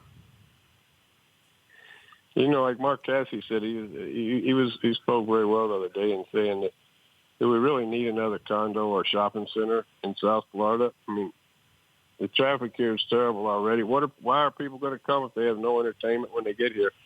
And I'm going to tell you what, Gulfstream has done a good job. You go over there any weekend, even during the week, people are out. People are having fun. They're gambling. I mean, a lot of people come to South Florida, but they need something to do when they get here. Can only go to Disneyland so many times. Exactly, and that's a long ways away from here. Dale, what kind of odds do you give this bill to actually getting passed, becoming a reality? I don't know about odds. I would say it has a 20% chance of passing. I may be too optimistic, but I don't think it's going to pass the Senate. I think that we've got some momentum going now. She blindsided us in the beginning. Went to the House first. It was dropped in the House, and it caused some problems. We weren't organized and prepared to argue against it and educate the legislators. But I think that the momentum's shifting. Like I said, one guy did change his vote. He said he'd never done that before. He had his mindset he was voting to decouple, and he came in and listened. He really didn't even realize what decoupling was. Yeah. And I think more time we have to educate the senators and the governor about the impact it would have, not only on racing in South Florida, but all of Marion County. I mean, that's all thoroughbred horse farms and training centers. I think that they'll see that this is a necessary bill to kill. But then we'll have to fight it again next year. I mean, that's the problem. We have to win every year, and she only has to win once. Right, she being Belinda Stronach, the owner of Stronach Group now. Dale, let me ask you this question. Let's say, for example, that it does not pass, that the horsemen end up winning their arguments and the bill is shot down. You said you have to go through this again next year, but where does it leave the racing industry in South Florida? It's still going to leave a bad taste in the mouth of the Stronach Group, I would imagine, right? And how does that impact the horsemen going forward? That's a good question, and nobody knows. But all we do know, see, if there was any focus, I mean, it's her property, and it is probably worth too much money to have a racetrack on, even though it makes several $1 million a year for her. It might not be enough. And even she has said in the past, even if she didn't get to keep her casino license, that she may develop the property anyway. But if she would just tell us what's going on, give us her plan, and then we could figure out a way around it. I mean, there are other entities, such as Churchill Downs, that have shown interest in coming into South Florida and building an all-new racetrack and trying to get another casino license to go with it, or buying her license and moving the racing to a little bit north of here, which would be good on less expensive land. If they bought it, they would buy her casino license, racing license, build a casino on her property, buy a piece of her property, and still fund purses with casino money. How much? I don't know. It's still early. There's a lot of things going on. But the biggest thing is nobody knows for sure what she's thinking or what she wants to do. Is she a willing seller? Is she stuck on just developing the property? She hasn't come out and told anybody. Dale, how much frustration do you see or feel from the horsemen down there? Oh, there's a lot down here, especially from the people that race here year round. That have, she has basically begged to stay, and they have, and supported racing for year round. It's a lot of frustration. But when I went to the sale up in Ocala the other day, I couldn't believe how it was even 10 times worse up there. I mean, those farms are worried. And you're talking about the horses that are bred this year or the horses that would be affected 3 years from now if they closed in 3 years. And they just don't know what to do. Do you breed a bunch of Florida-bred mares and the stallions that stand there and all the farms that operate? They're just in limbo. Too much And uncertainty. that's the worst place to be in. You can't figure out a game plan to move forward. Yeah, too much uncertainty.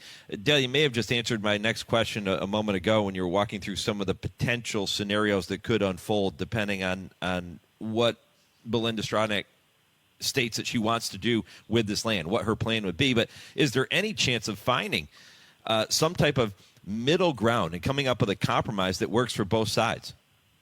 I think there is, and I think that at the end of the day, that's what's going to happen.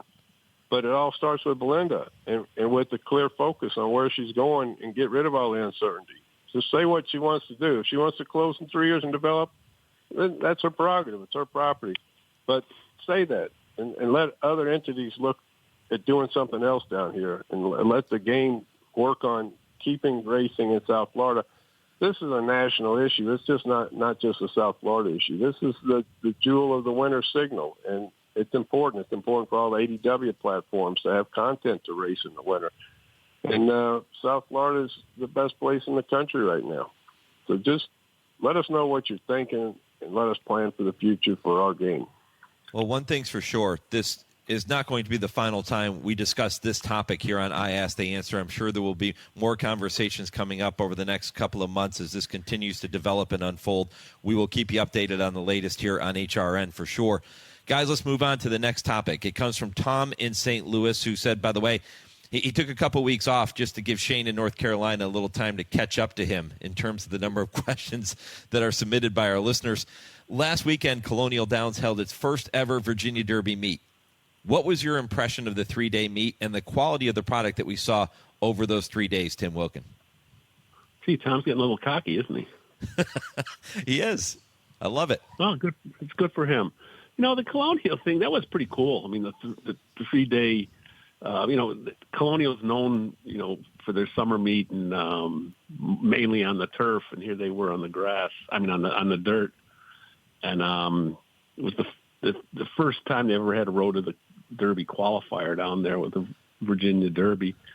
And, you put on a program like that, you're going to get the big names coming in there like Brad Cox and D. Wayne and Baffert and McPeak was there. And this is a track that, it was shuttered for about 10, 12 years ago from a dispute between track management and the horsemen. Just reopened in 2019, and they had a crowd of over 8,000 people there on last Saturday to watch these races. And there was so many, and there was incentives for the Virginia bred horses. And I just think it was a win-win for everybody. I don't think anyone could say anything bad about what happened there. It was something new.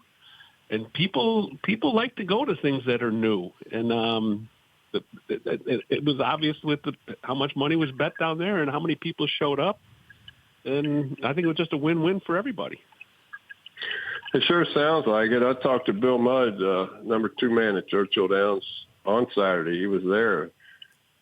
Just hadn't had to talk to him about something else, and he said of all the things that he's done as a Churchill Downs executive, and he said this may be his proudest moment. It was just a great day, a great weekend. The quality of racing in all the undercar races might not be what people would have liked it to have been or expected to be, but you got to remember it's the first year. It was a late rollout. I think people start putting this on their schedule, and it's just going to get better and better. So as much negative as we talk about in the game, that was sure a positive.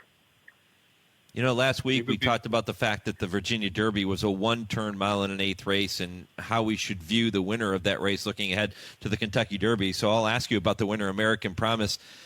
Tim, what do you think? Do we view him as a legitimate Kentucky Derby contender, or does he have the look of a pretender at this point coming out of that win? You know, it's going to be, because it's Wayne Lukas, people are going to get a little bit jazzed up. I don't know if the horse deserves that. You know, yeah, he rolled to what, 7 3/4 length win. Mm-hmm. But this is a horse that took 6 starts to break his maiden, and then he was DQ'd from 6th to 7th in the Southwest at 21-1. He was 12-1 when he was 5th in the Risen Star.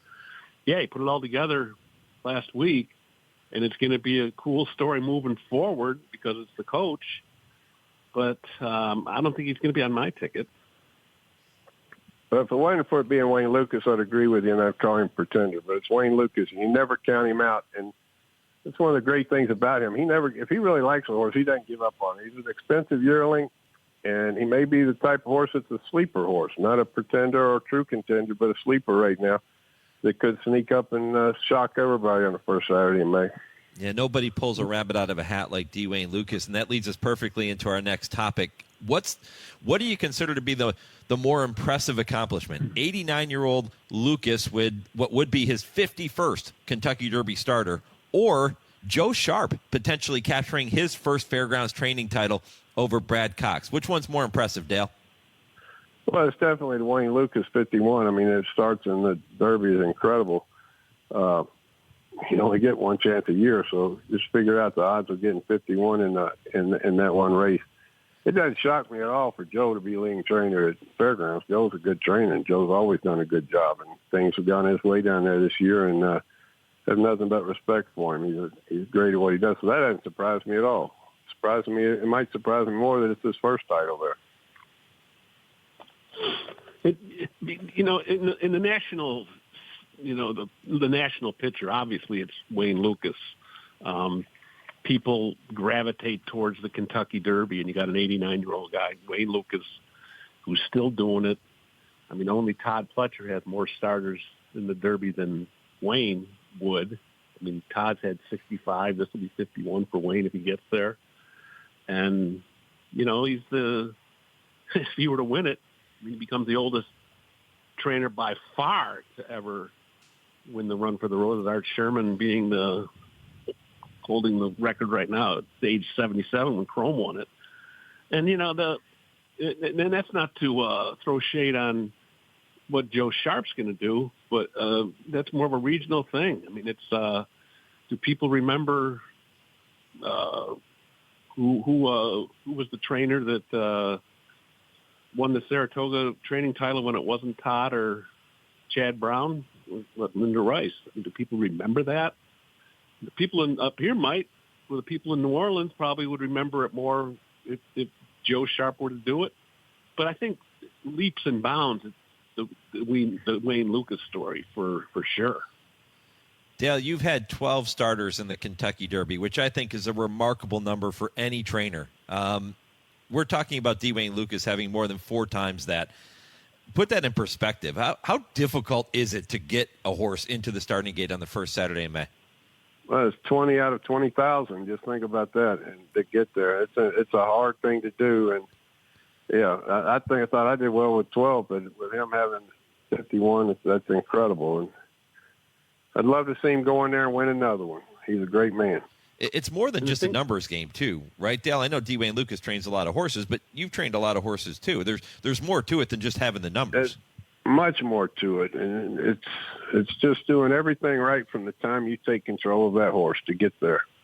You know, what you do with them in their middle of their 2-year-old year in August of their 2-year-old year is going to determine whether or not they make it to the first Saturday in May. It's a tough road, and it's a lot of decisions along the way, and that means he's made a lot of the right ones. A lot more things can go wrong than can go right. Yes, they can. Yep. Yeah, well said. So we'll wish the coach good luck. We'll wish Joe Sharp good luck as well as he looks to take down that first Fairgrounds training title. It's that time of the show, guys, where we say hello to our friend Nick Zito, and you get to tell me if the following statement is right or wrong. Yeah, right or wrong. Am I right? What do you think? Right or wrong? All right, this one involves last year's 3-year-old champion Sierra Leone, who is making his 4-year-old debut in today's Grade 2 New Orleans Classic. He is the 7-5 morning line favorite. Is it right or wrong to expect that he will pair up back-to-back wins for only the second time in his career? What do you think? Right or wrong? Tim, what do you think? Right or wrong? I want to say it's right. Sierra Leone does have to overcome a few things. This will be his first race in 140 days. He had that foot abscess that caused him to miss the Saudi Cup, which was won by Forever Young. But he's just been a consistent animal his whole career with, he's never been worse than third in 9 starts. And he's not facing the toughest field for this. There's 9 others, and anything can happen in a horse race. But, if he gets a favorable pace set up, I think he's the class of the race. I think he should win. The only worry I would have is the layoff. But, Chad Brown always runs his horses when they're ready to run, so I believe in him. He gallops today. There's no worries, and goes on and has a great year. We're going to talk about him on this show a lot this year, I feel. I think that older horse division is shaping up to be pretty good right now. You look at Locked, and you look at Sierra Leone, and you look at Mindframe. There are a lot of horses out there. We haven't even talked about Fierceness yet, who's going to be getting back to the races before too long. It's going to be a really interesting year in that older horse division, and we'll see indeed if that statement is right, that Sierra Leone is back in the winner's circle later today to kick off his 4-year-old campaign. All right, we'll bring back Nick Zito for that segment next week, as we do every week here on I Ask the Answer. But we have one more topic to get to. It comes from Dan in Florida. Dan wants to know, guys, as an average bettor, how can handicappers judge a horse who has taken 3 or 4 months off with no evidence that there was an injury? He just gets turned out for 3 or 4 months. The trainer and the owner obviously know the reason for the time off, but the person handicapping can only guess. So is there a way to figure out how or why that horse was away from the racetrack and how that may impact their performance when they return? Dale, how does the bettor interpret a move like that from a trainer or an owner? Yeah, I don't think you're ever going to get that type of information, why or when. But I think you can figure a few things out. Like, look at horses. Did they have a long campaign? Did it look like they just needed a freshener? And look at their work pattern. As long as it's consistent, a weekly work pattern, don't worry about the time. But they've been steadily working, then they're doing well. And that's where you judge. Some trainers are good at bringing them off layoffs. Some trainers don't care about bringing them off layoffs. They just want to ease them into the year or ease them back in. So they're not really pushing to have them ready to win first time out. You just have to interpret your data you have, see the work, look at the work pattern, and understand who's handling the horses.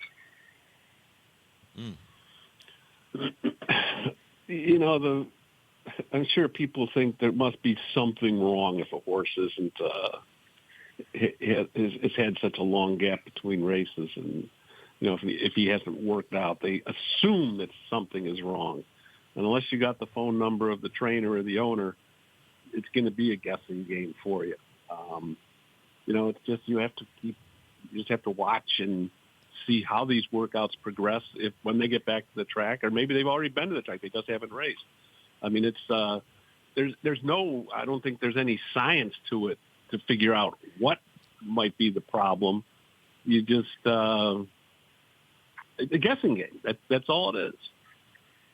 Dale, what's the right way for a handicapper to interpret a workout pattern with a horse coming back off of a long layoff like that? I'd say if they're working every 7 to 10 days, depending on how the trainer does it, but usually it's every week you get a work in them, most of us anyway. If you see a consistent every week pattern and maybe even a progression in distance, then they're doing well. They're not going to work them every week if they got a problem. What's your favorite way to bring a horse back from a layoff? What's your approach? If they've been turned out for a while, then I want to get their foundation in them back galloping, say 30, 45 days. And then you'll start them at a shorter distance. I usually go like 2 3/8, 2 halves, 2 5/8, maybe a couple of 3/4, and then by then they're usually ready to roll. What makes you want to stop on a horse? There could be a lot of reasons. Just they could have some just a little wear and tear over running for a season, or you just think they need to be freshened up. Maybe they're not getting their weight back as quick as you'd like for them to. There's just too many reasons to even talk about that. I wouldn't worry about that. I just worry about how it looks like they're coming back. So have you had horses that just want more time, and others that just say you can say this one wants more work? Yeah, I've had some. Keen Ice was the most. It never really stopped on him. He was just an iron horse, and the more you did with him, the better he got. And you get some of them that you can tell they're getting tired. They just need a reset. So you give them a little time off. But Dale, what do they show you when they tell you they're tired? What do they do? Maybe they're not eating as well. Maybe they've lost a little weight and not bouncing back as quick as they did from their works and races as they did earlier in the year, things like that. Recovery time's taking them a little bit more. They just don't seem as enthusiastic about doing what they're doing. I feel like that all the time. You're not getting turned out, Timmy. You're too valuable to this show.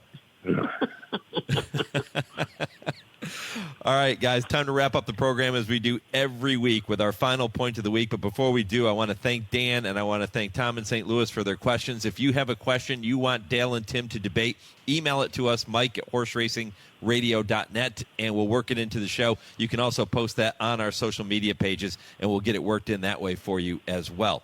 All right, final point of the week. Tim, kick it off for us. I saw where Owen Almighty is now going to be pointed to the Kentucky Derby. Brian Lynch, after he won in Tampa, he was thinking he was going to stay on the plan of going to the Pat Day Mile. But after talking with the owners who've never been to the Flying Dutchman breeding and racing, they've never been to the Derby. They want to go to the Derby, and I get that totally. It seems to me that this is a owner decision. He might be better off suited for the Pat Day Mile, but he's going to go onward to the Derby. He's going to run the Bluegrass, probably see East Avenue. He's good luck to the sprinter, but he's not going to have it his own way if he gets to the Derby. But everyone has that dream of being in the Derby. I can't blame them, the owners. Yeah. Yeah, I talked to Brian a little bit about that, the sale. I just laughed at him. I said, where you come up with that nonsense? You're going to a Pat Day Mile. You'll be running a 20-horse field. And I don't think it's all owner. I think Brian's on board with it and feels good about him going into the Derby. But my final point of the week, I want to thank everybody in the horse business that went up to Tallahassee and spoke in front of Congress, even though we didn't do any good there. Like I say, most of the senators were listening and heard what you had to say, and I know it was a hassle to get all the way there, but I appreciate it, and everybody did a great job.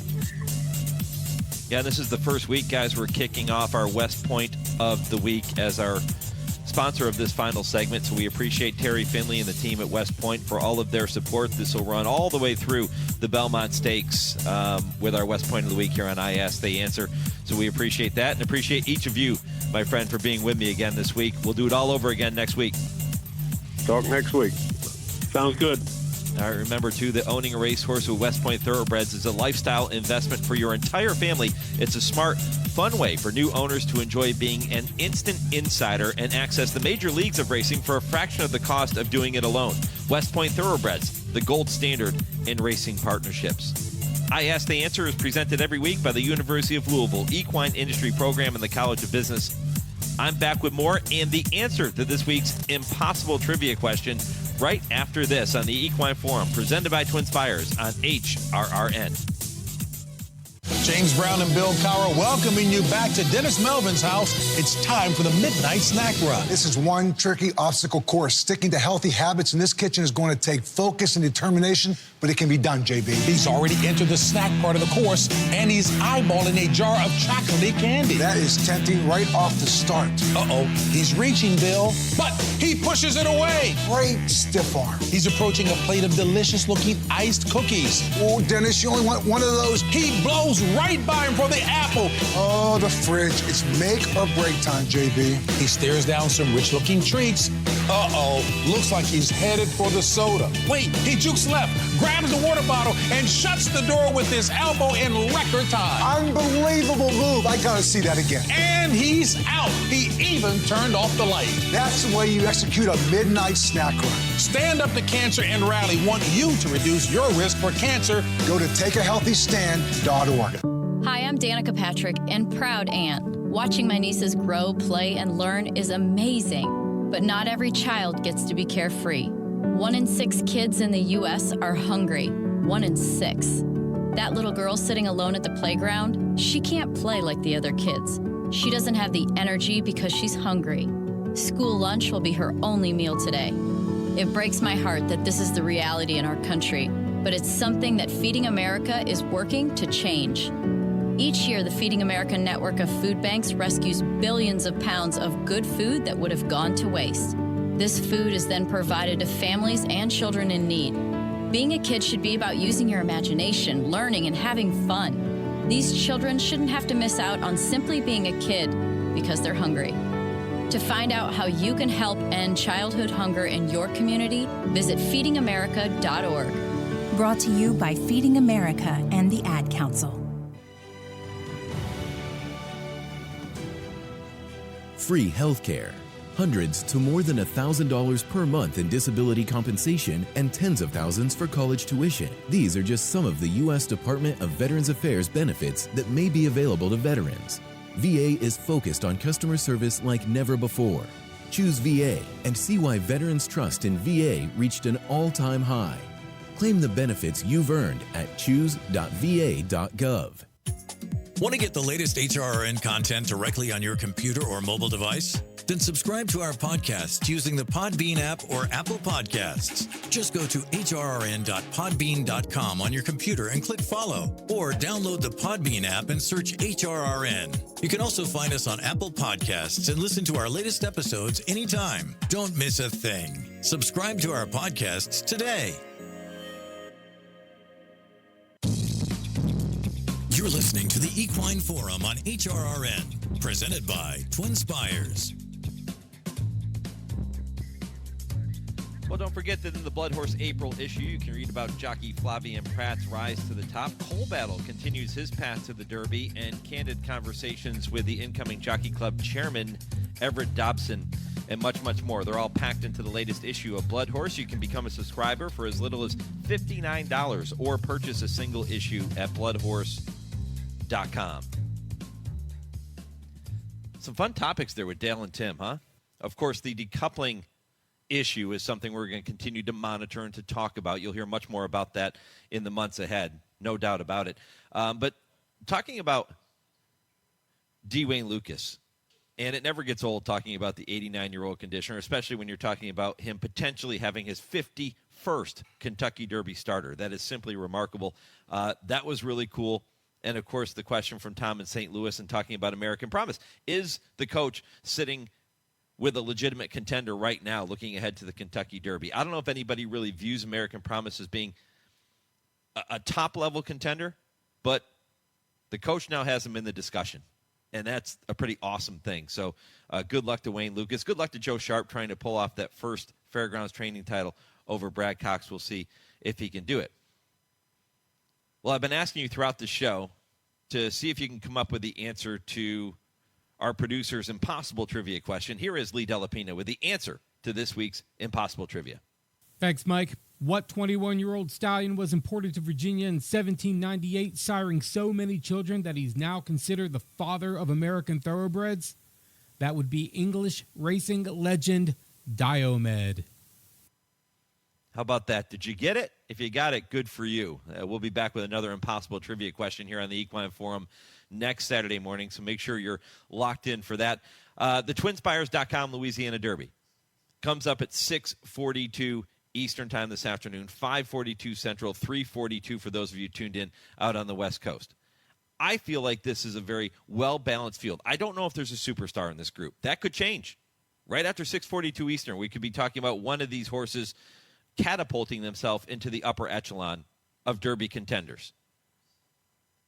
I don't know if there's anybody in here, though, that has shown that type of ability yet. To me, you're still looking at horses like Journalism, Sovereignty. I thought put in that great effort. We're going to see him again when he comes back in, the Florida Derby.